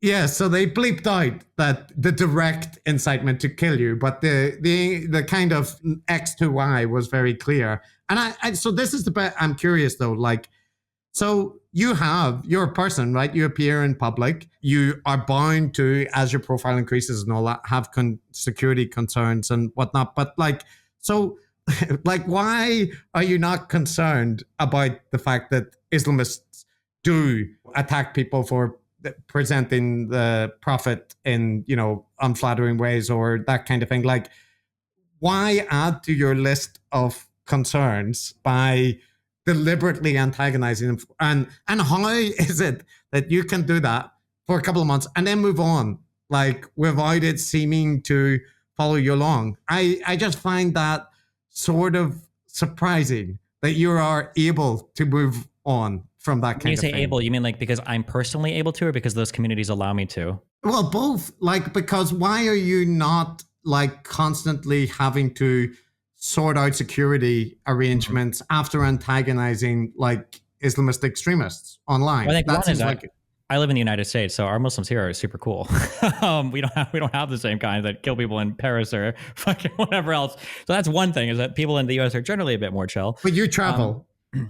I do. You Yeah. travel. I don't know. Some of it might just be like unwarranted like arrogance because it hasn't happened yet. Maybe there'll be an event where I'm like, holy shit, I need to be like super careful. But I mean, like, I try to be relatively safe in the areas that I go. Like in some areas, I may or may not have security. I don't make that public too much. So just to be clear, like I'm not trying to say like detail your security. No, yeah, I understand. Yeah. No, I mean, I do try to be somewhat mindful of things, but I also think that, man, hold on. I always try to think of like clips that are going to be played after I get assassinated. So this is going to be one that's going to be played after I get killed. People online talk a lot of shit and they make a lot out of nothing, where they'll try to like, people will go online and victimize themselves. Like, oh, I got all these threats and blah, blah. It's like, bro, people say dumb shit online all the fucking time. Like, these people aren't going to fucking kill you. Like, I've met people in real life that'll come to me like, oh shit, Destiny. And I'm like, oh, are you about to stab me? And they're like, no, I told you I wanted to kill you on fucking Twitter. Like, I posted that picture of you like getting beheaded, but like, bro, what's up? And they're like talking to me, it's like, yeah. So it feels like people, I don't know if it's like the age group or if it's like the circles that I'm in, like people say wild shit online. But it feels like in real life, everybody's been like fairly chill so far. I don't know if that's a result of like my demeanor and my penetration to some spaces and like the credibility that I've bought by like participating in these spaces. I don't know if it's because I just haven't ran into the right person yet. I don't know if it's because I don't make these criticisms like central to who I am. Like there's a lot of people I like, a lot of people I have problems with, and I very easily move from thing to thing. Like I don't have to like, get stuck in the Sam Harris hole of like hating Islam for the rest of my life, or get stuck in the Jordan Peterson C16 hole, or get stuck in the Brett Weinstein vaccine hole, or get stuck in the like it feels like I describe these on shows like brain break moments where somebody like hates something so much that now like something breaks and the rest of their life is on that one issue. There are so many things in life that are interesting to talk about. So yeah, I have no problem like moving on to the next thing. Like I don't uniquely hate Muslims or uniquely hate Islam. I just think it's really funny that there's a lot of red pill people that simp for it without having ever opened a Quran in their life, and I think it's really funny how triggered they get online. Did you guys ever see anything about the Hindu stuff? I had a Muslim guy that challenged me because some Muslims would come online and they would challenge me. They'd be like, well, you never shit on Jews. You never shit on these other people, blah, blah, blah. You only do it on Muslims because it's safe. And I'm like, well, no, I shit on other people, but it's harder to make them as mad because most of them don't give a fuck about their weird religious shit. So like, I don't know this is a thing, but like I've had a lot of Muslims tell me like, well, Jewish rabbi, sometimes they bite the foreskin off the penis, for children. And it's like, okay. So like, I'll like try that as a joke. I'll make fun of a like Jewish friend. And they're like, yeah, that's weird. I'm like, okay, well, this doesn't matter. One of the funniest moments is I had a guy say, you don't understand how radical Hindus are online. Like they say some nationalists. They say wild shit. And I'm like, I've never heard that before, but fine, sure. So I found a picture of like a crazy baby with like 7 arms or whatever. And then I tweeted out, I was like, Hindus see this new child and think it's their god or some shit. Like it was something deranged. Like I thought it was an AI generated image. And the number one most like comment was a Hindu guy that responded. And his response was, I felt so bad. His response was, I understand if you're American or something and you have issues with our religion, but it's really not okay to throw a poor child under the bus when you're making fun of us. And that was like the most uploaded. I was like, oh God, I didn't even know it was a real picture. And I felt horrible. And I was like, okay, well, that's their response. And then meanwhile, I got like 32 new death comments from like Muslims today because they were mad that I, brought up Aisha or some shit. So I just thought it was funny. But yeah. I've heard Hindu nationalists can go pretty hard if you get their attention. So maybe that, but in that case, that does sound like a moment of regret. It's funny because like all of these red pill guys say that they're so brave and they blah, blah, blah. And it's like, okay, well, like go fight with Muslims online. It's funny that you guys are so brave, but you happen to fall into literally the most trendy, popular religion right now. Like, isn't that convenient? Yeah. I guess probably one counter argument that people would raise is you don't have the single issue, but you do have Hassan.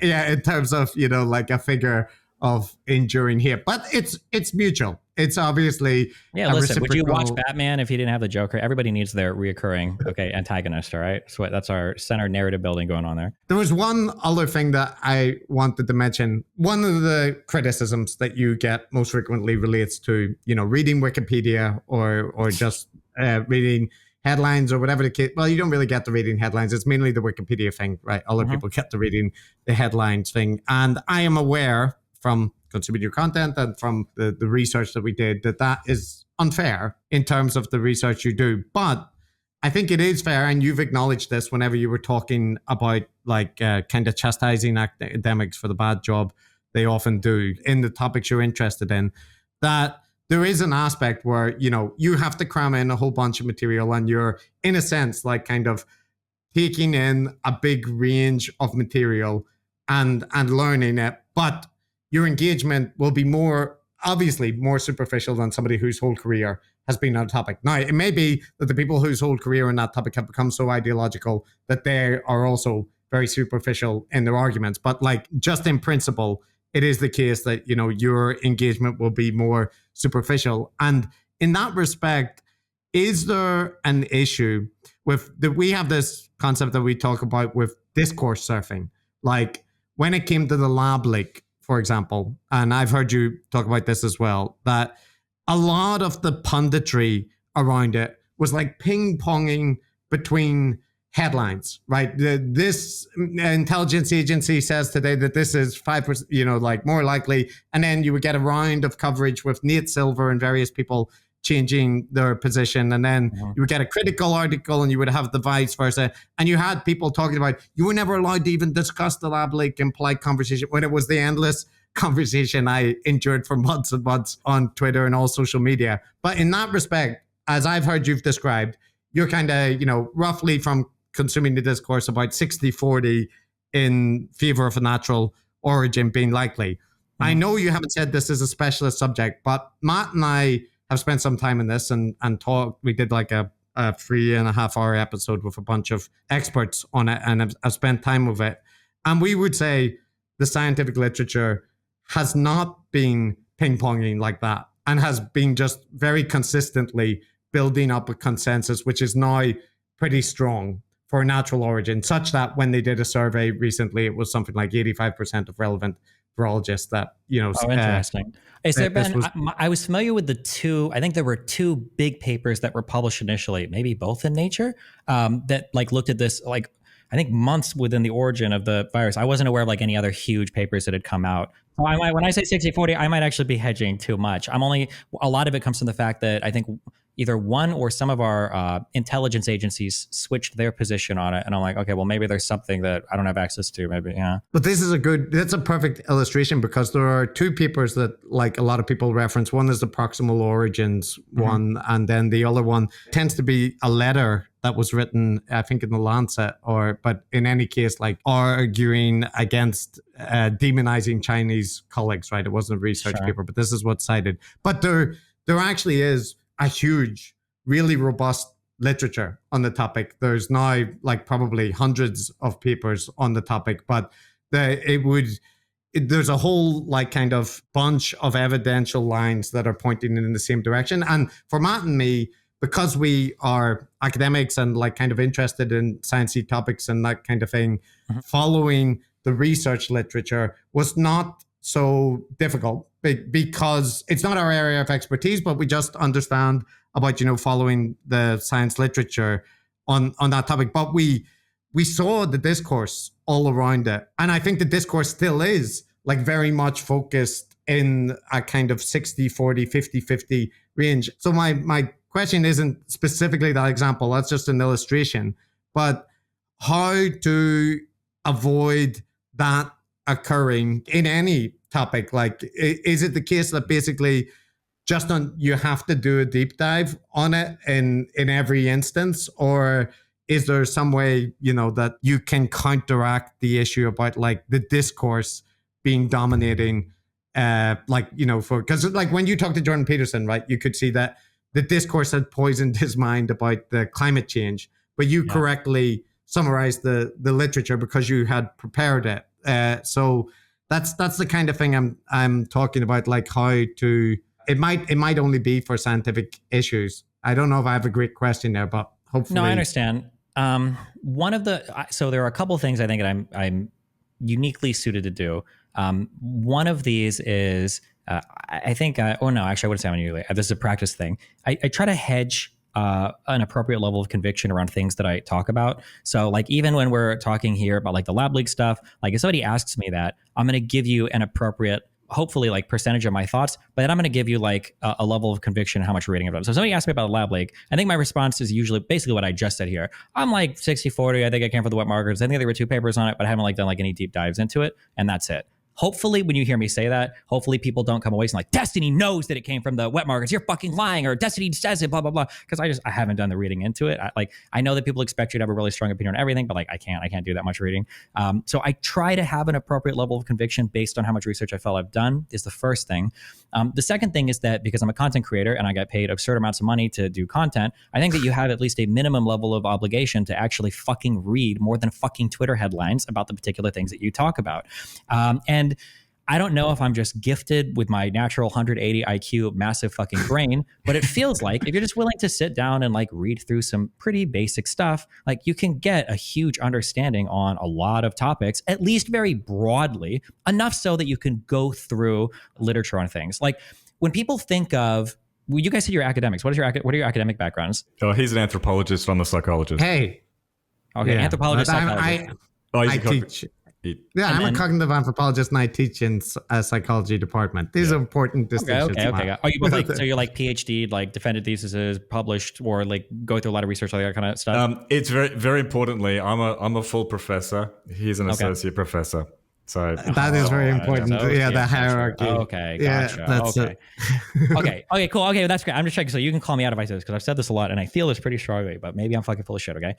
I think that the layman's impression, also fuck both of you, okay? Because I think academics have fucked up a lot when it comes to public communication. So now retards like me have to go online and try to argue these fucking, what does antibody dependent enhancement mean and why doesn't the vaccine, like Jesus Christ, well, let me go over this new fucking thing. This is not going to work. We're part of the solution. That's good. I feel like I did an undergrad level course on fucking immunology, just having to keep up because every fucking day was a new conspiracy theory. And it's like, okay, well, what does ADE mean? Or like, what's an mRNA vaccine and like an attenuated virus vaccine, and none of the academics want to come out and say anything. So like people like me have to give arguments against fucking Robert Malone. We had to do it. We had to do it too. Jesus Christ. But what I was going to say is I feel like academic papers, it feels like when somebody says, oh, what do you think about minimum wage or vaccines? And the thought is like, oh my God, well, what does the literature say? And when people say the literature, I think layman's think, and I used to think this, there must be like thousands of papers published about all this stuff. But I think the reality is that when you develop like a fluidity in certain academic disciplines, there's usually going to be a few really well-known authors that have published like really landmark papers. And as long as you're like aware of some of the larger papers that have been published, or maybe some of the more respected, like large, like meta-analyses or reviews that have come out by like these respected people, you can like pretty quickly, like quicker than you would imagine, can develop like a handle on like, okay, well, like where's the general feeling on this? You know, like if I'm looking at like minimum wage, I know that at some point people are going to reference people like Card or Borjas. I know that if I'm doing like fucking Evo Psych, that fucking David Buss or whatever is going to fucking come up. I know that like they're like well-known names that you see. As long, again, and I say this so much, when people ask me like, how do you stand for it? Just like sit down and read. That there's no shortcut. It's like asking like, how do you get ripped? There is no shortcut. You just sit down and just read some shit. If you're willing to like download a paper and all you have to do is really read like the abstract and the conclusion, and you can skim through the methodologies. And as long as you're not doing fucking econ, you'll be able to understand most of it, right? Maybe not some of the harder like statistics stuff, but you can get like a lot of information just by reading a paper, which is one of the things I like to show on stream. I was like, well, let's just read this paper. Like we can understand most of it. It's not that difficult. Yeah, you can develop like this kind of like working knowledge in the field. So I have the issue of like, my knowledge level is going to be surfacey, but like I can read and I've got like decent like comprehensive skills, and I have a huge advantage in that I've got a huge audience of experts that I could theoretically pull from, or people that I can reach out to and talk to. And that's how I develop kind of like a working knowledge in a particular thing. One of the reasons why I get so mad when people fight with me so much on stuff is like, listen, you're so upset about like my takes about economics or philosophy or psychology or whatever the fuck. Like more often than that, I'm just appealing to whatever my understanding is of the current like literature consensus. So like you're really mad at me, but I'm just like saying like, this is what the FDA has like pushed on their website. This is what Nature, Lancet, and the New England Journal of Medicine's published. Like, fuck, like if you don't like what I'm saying, like I'm sorry, but like this is where it is right now. Counter me with another paper, right? And it can't be like a retrospective sample size, N=4 paper on why ivermectin is going to cure fucking the coronavirus. And so, like, yeah, that's generally what I say. Yeah, just as long as you're willing to read and be like epistemically humble about the limits of your knowledge, I think you can do more than 99% of people, is my feeling. I've seen you engage with academics, and everyone in academia knows that there is the capability for academics to just reference citations and all the things they've read and use it like in a kind of performative way, right? Like, look at all these books behind me on the wall, I've read all of these, or like reference a study that they know the other person hasn't know any of the details about, and it's just purely as a way to, like, it's a kind of authority appeal, right? Academics are just as prone to doing that bullshit, if not more so, than, you know, people online. And also, just to say, I completely sign off on the point about just read. Like, literally reading a paper puts you above 99% of people. Like, even if you don't understand the statistics and stuff, if you just read it, that is often a lot more than people will do. So definitely do that. But the one caveat that I think is important is you can learn like a whole bunch of basic principles about, you know, like studies with bigger sizes, studies with controls are better, and so on and so forth. But there are sometimes technical issues in studies and in literature which make it hard for somebody with a layperson's understanding of a topic to properly grasp it, right? And it means that somebody who is proficient in a topic, say they know statistics well, they can absolutely present it as if the statistics completely undermine the safety of vaccines. And you know that's bullshit, but they're able to kind of, you know, reference like statistics and kind of studies in a way that a normal person can't counter. And we've seen people, I'm acutely aware of this because of the guru space, that there's a whole bunch of them that will make these big long threads where they're referencing studies and they're showing graphs and they're kind of talking about ivermectin or this thing.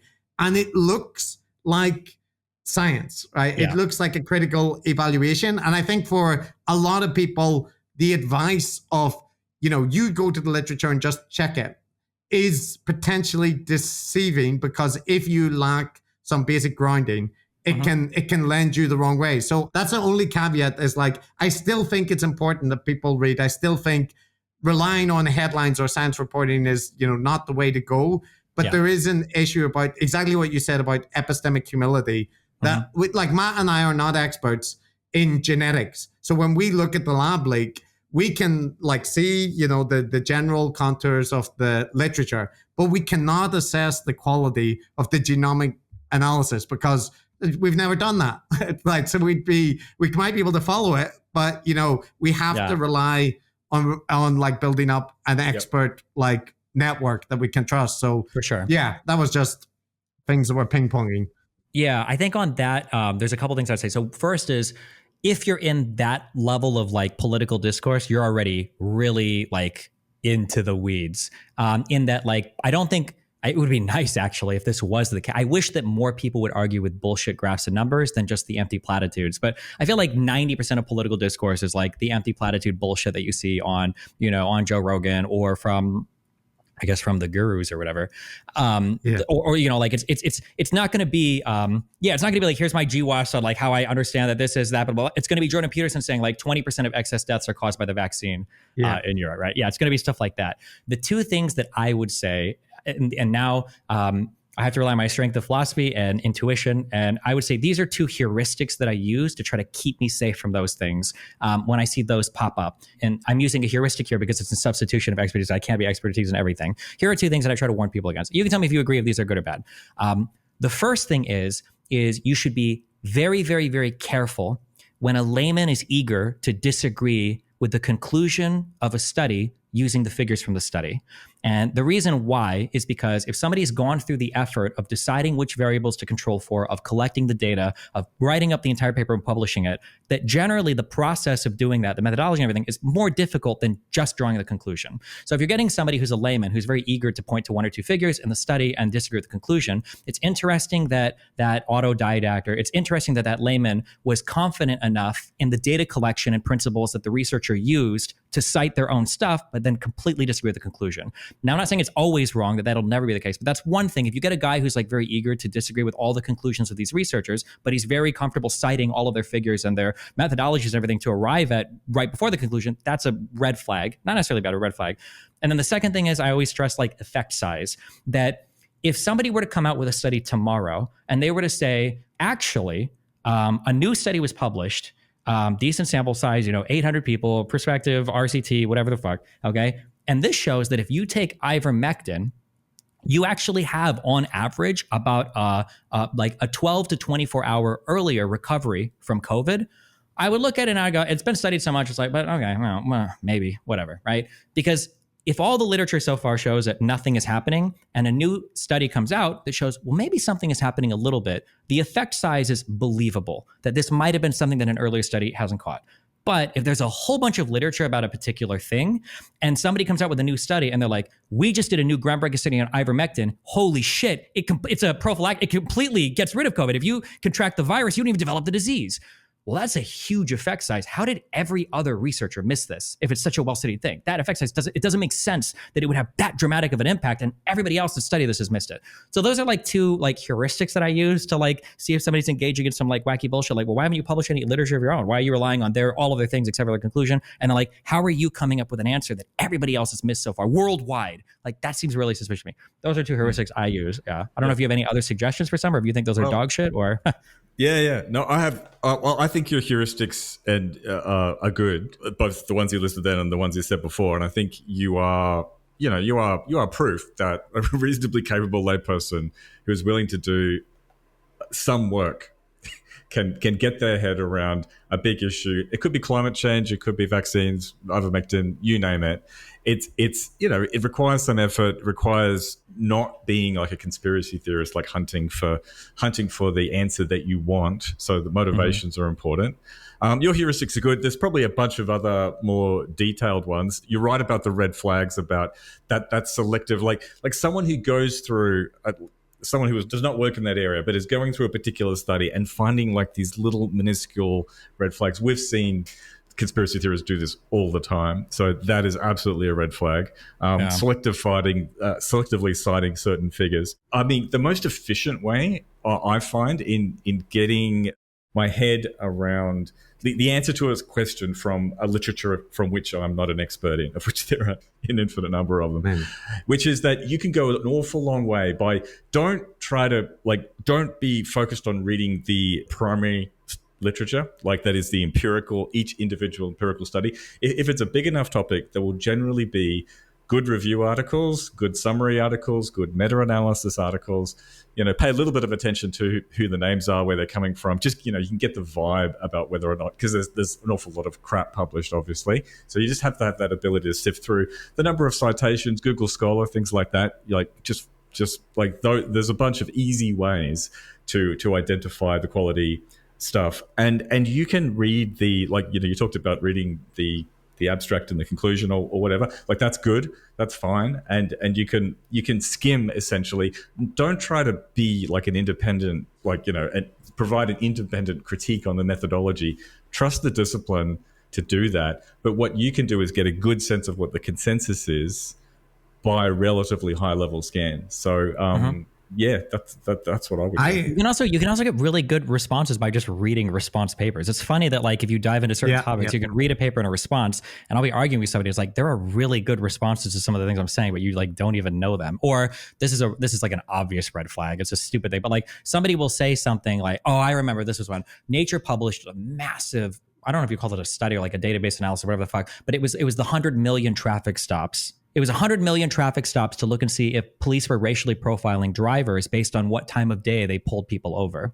And I think this had some complicated math in it, but I read through this whole thing and it's always funny when somebody does a thing where they're like, well, what about this thing? Do they even consider that? And it'll be the most obvious fucking thing in the world. And it'll be like, no, all the people that went into peer reviewing, publishing, choosing this, nobody thought of that. And I remember one of the big pushbacks that I got from that for a person I was debating, they were like, well, maybe Black people just tend to work more at night. Like, what about that? And it's like, wow, that's a really good point. Like, what an obvious fucking thing to bring up. But the study was interesting in that what they did was the period of time that they measured was between daylight savings time to look for discrepancies between arrests, because that would shift an hour difference of time, which shouldn't affect somebody's work schedule, but it did shift the amount of light outside, because the hypothesis of the paper was that you were less likely to get racially profiled at night when you couldn't make differences between the races of the drivers or whatever. So that was funny because it was such an obvious exception. Like, well, what about this? And I was like, okay, well, I glimpsed the methodology, and obviously they take that into account. More often than not, they will. If you've ever, I call these like level 1 objections, where you'll say something and people will be like, well, what about this thing? And it's like, yeah, you don't think the person fucking thought about this? Like, Jesus, yeah. There's like a journal, for example, called Behavioral and Brain Sciences, where they have the target article and then they have about like 15 responses, and then the authors respond. So like reading that is kind of getting a crash course in all the different opinions that people have on a specific topic. But one of the things I wanted to say, which like shows an overlap in the kind of point you're making, is that, you know, when you're talking about like, what is it, clip monkey or whatever, like clip chimping, is that it? Yeah. Where people take the worst thing you've said or, you know, like take something in isolation and then focus on that and don't look at the rest of the context. And with that proximal origin paper you mentioned, that's a short paper. It's like 5 pages long.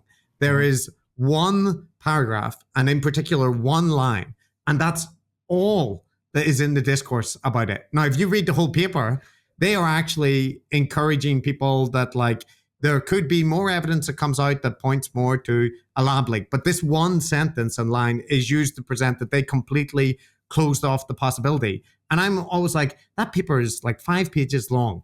Yeah. If you read it, what you just exactly said, that like, it's clear that's not what they're arguing, that nobody can look at this topic anymore. But it's in the same respect. And people end up, you will see people reference that paper, but they'll only ever reference that one paragraph from it. And we spoke the authors on it on the podcast that we have.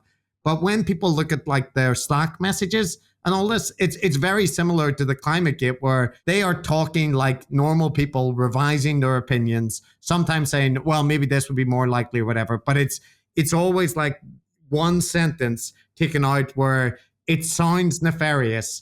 And then, but when you take it in totality, they're just drafting a paper together and they put what they think in the paper. So like, I think you would have a lot of sympathy with those people that they put in a paper what they think, and people are constantly saying that's not what you actually think, and they're like, we wrote it down. Yeah, we wrote it and published it.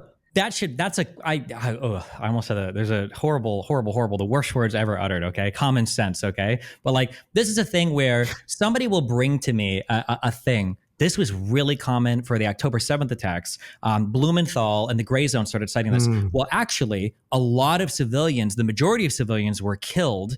And the sourcing for this was a Haaretz article. And my immediate thing was like, okay, there are some things where if you tell me them, I guess this is similar to the effect size argument. There's a thing where if you tell me, okay, hold on, I know this isn't true, because if it was true, I would have heard about it. Okay, it's like somebody coming up to you and offering you a penis enlargement pill. There is no penis enlargement pill, because if it was true, it would be on every fucking corner of America. They'd be sold in gas stations. Yeah, I know that there is no penis enlargement pill. It's not true. And when I dug through this Haaretz article, so I don't read Hebrew. I know fucking Blumenfuck doesn't read Hebrew. And you click the translate button. If you go down like 12 paragraphs, there's like one sentence in here where it talks about how some of the IDF was fighting in some of these, I think one of these or a couple of these kibbutzes for a couple days before they managed to clear out all the terrorists. And they talked about the difficult decision of firing on site a home, not knowing if a person was in it, right? And the immediate common sense, the immediate like, can you parse media intelligently is like, hold on. You're citing this one sentence here to make this claim. Don't you think that if the purpose of that sentence was to illustrate the majority of civilians were killed by the IDF, wouldn't that be like the fucking headline? Why would you bury the lead like that on a story? Similar to your paper where it's like, hold on, they're making this extreme statement closing off all future stuff, and it's hidden on page 4 in like sentence 7 of this paragraph. Like, don't you think that would be like the opening or the conclusion if it was that big of a deal? Like, why is nobody else talking about this? Like, bullshit. Yeah, that should be one of those things where you immediately like mind correct. You're like, wait, hold on. If this was the case, I feel like the world would look a lot different in terms of the presentation of this. Yeah, I think also the parallel that you're talking about is that, there are plenty of articles that make claims, right? And when you have a bit of media literacy, you can even see an article comes from a reasonable source. It doesn't mean the conclusion or the evidence that they provide is correct, right? Like, and in the same way with journals, there are good journals. There are journals that are famous, and there are articles in them that are dog shit. And you have to be able to assess the quality of research, but that's not so easy. In the same way that like assessing the quality of journalism, it's not one individual thing, right? Like if you know that a journalist is very biased towards a certain conclusion, and they're citing sources. Like for me, whenever people cite the gray zone, it's almost immediately a red flag that they lack at least a healthy degree of skepticism about the ideological bias that places can have. So there's like parallel things, I think, in academia that apply. I mean, the Lancet was the journal that published the original vaccines cause Andrew autism. Wakefield. Yeah. That people's poor. Oh my God. These are some of my most trying times when I'm arguing with somebody over like what's a good source or not. Again, this is like a level 0 conversation. When I'm talking to somebody and I'm like, okay, so you don't believe this happened? Okay, well, let's go through this. And I'll throw them an article and they'll be like, really? CNN, Fox News? Like, no, you fucking moron. They're quoting somebody from the government. I'm just giving you the articles so you can see the quote. Now, unless you think the article is misquoting the person or publishing a wrong quote, the source is not fucking CNN. The source is the prime minister. The source is the president. The source is this. Like, we can find 20 different articles that source the same quote, or we can find a statement from the government itself. But people will look at something like, oh, your source is Twitter. No, Twitter doesn't publish news. What do you mean? Or your source is like, it's like, no. Oh yeah, people's lack of media literacy and just even understanding what a source is or what they're reading is incredibly frustrating. Yeah. I'll argue where like somebody will say like, oh, I've got 6 studies and they'll link me 6 different news articles that all link to the exact same study. I'm like, bro, my God. That also happens in academia. There are layers of bullshit in academia, unfortunately. I mean, you were dissing them before, but you're missing the point because we would throw them all under the bus, quick as look at you. But, and like, some disciplines are better than others, right? Don't trust psychology as much as you trust virology, right? There's just natural distinctions there. I mean, some areas of psychology are good, like my area is great, but, take positive psychology, it's full of bullshit, right? And, so, you can't just count citations and you can't just, there aren't simple heuristics. There is a vibe that comes from having that view. Yeah, working knowledge in the field. Yeah. But look, Stephen, we've kept you over the allotted time, and unlike Sam Harris, you didn't reduce the time at the start of the meeting, so that's appreciated. But there was one very last thing that we have to address, and we got a lot of feedback about a lot of your problematic stances and stuff and things that we need to bring up and need to address for you. But this one, I think, is possibly the most important. Okay. And it's your terrible, terrible takes on food. All right, I am cutting it short. Yeah, as someone living in Japan, I just have to say that, I've seen some of your takes and you need help. The rest of it, Give me one you disagree with. Give me one.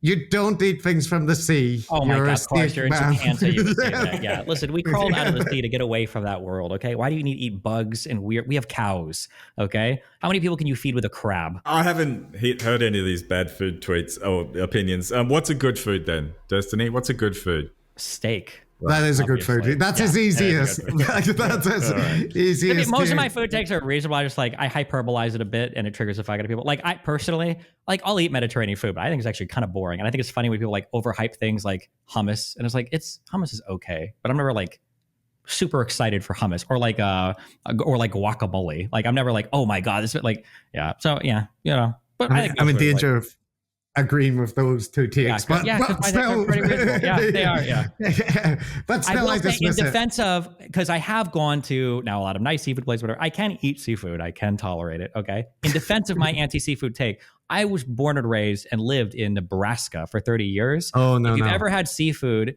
that has a fishy taste, the association is immediately fucking horrible. And I can't eat seafood. I just wouldn't choose to do so because I just have such a negative association with it. But yeah, I'm from Belfast, which the food culture in Belfast is, people talk about food deserts, but that's an entire country that is desertified. But I was forced by university and encounters with other people to expand my repertoire. So if I can do it, Stephen, anyone can. But that's all right. We'll let it slide. Thank you, Destiny, for coming on and exercising your right to reply. You didn't unfortunately dispute much in our take, Yeah. but we have a good chat anyway. I think the final takeaway from everything is that, like, in terms of like just pretty much like, I think that there are good criticisms you can make of me. Like there must be, because I can look at anything I've done 5 years ago. People are like, oh, why don't you write a book or get blah blah? And it's like, because I end up changing my mind on a lot of things. So they are good things to disagree with me over, and there are good arguments that can be made against things I've said, and I've changed my mind on things that I realize like, oh, this is a bad opinion. I wish that the criticisms of me would be a little bit more on like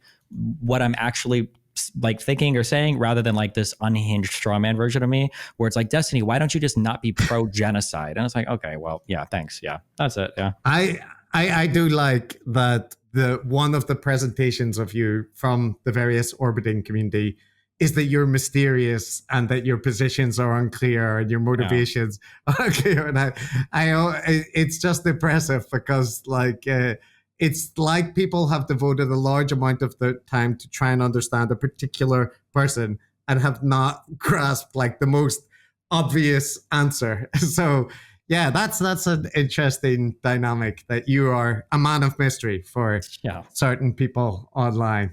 Okay. But keep it up. Yeah, thanks a lot. We don't endorse all your takes. We've tried to explain this to people. We're not. We don't endorse child murder. and when you become an anti-vax, child murdering, genocide supporter, that is not signed off from us. But we will say that we did enjoy listening to your content a lot more than we did to many of the other people that we've covered. So cool. Thanks, Destiny. That was enjoyable. That was good fun. Thanks a lot. I appreciate it. Yeah.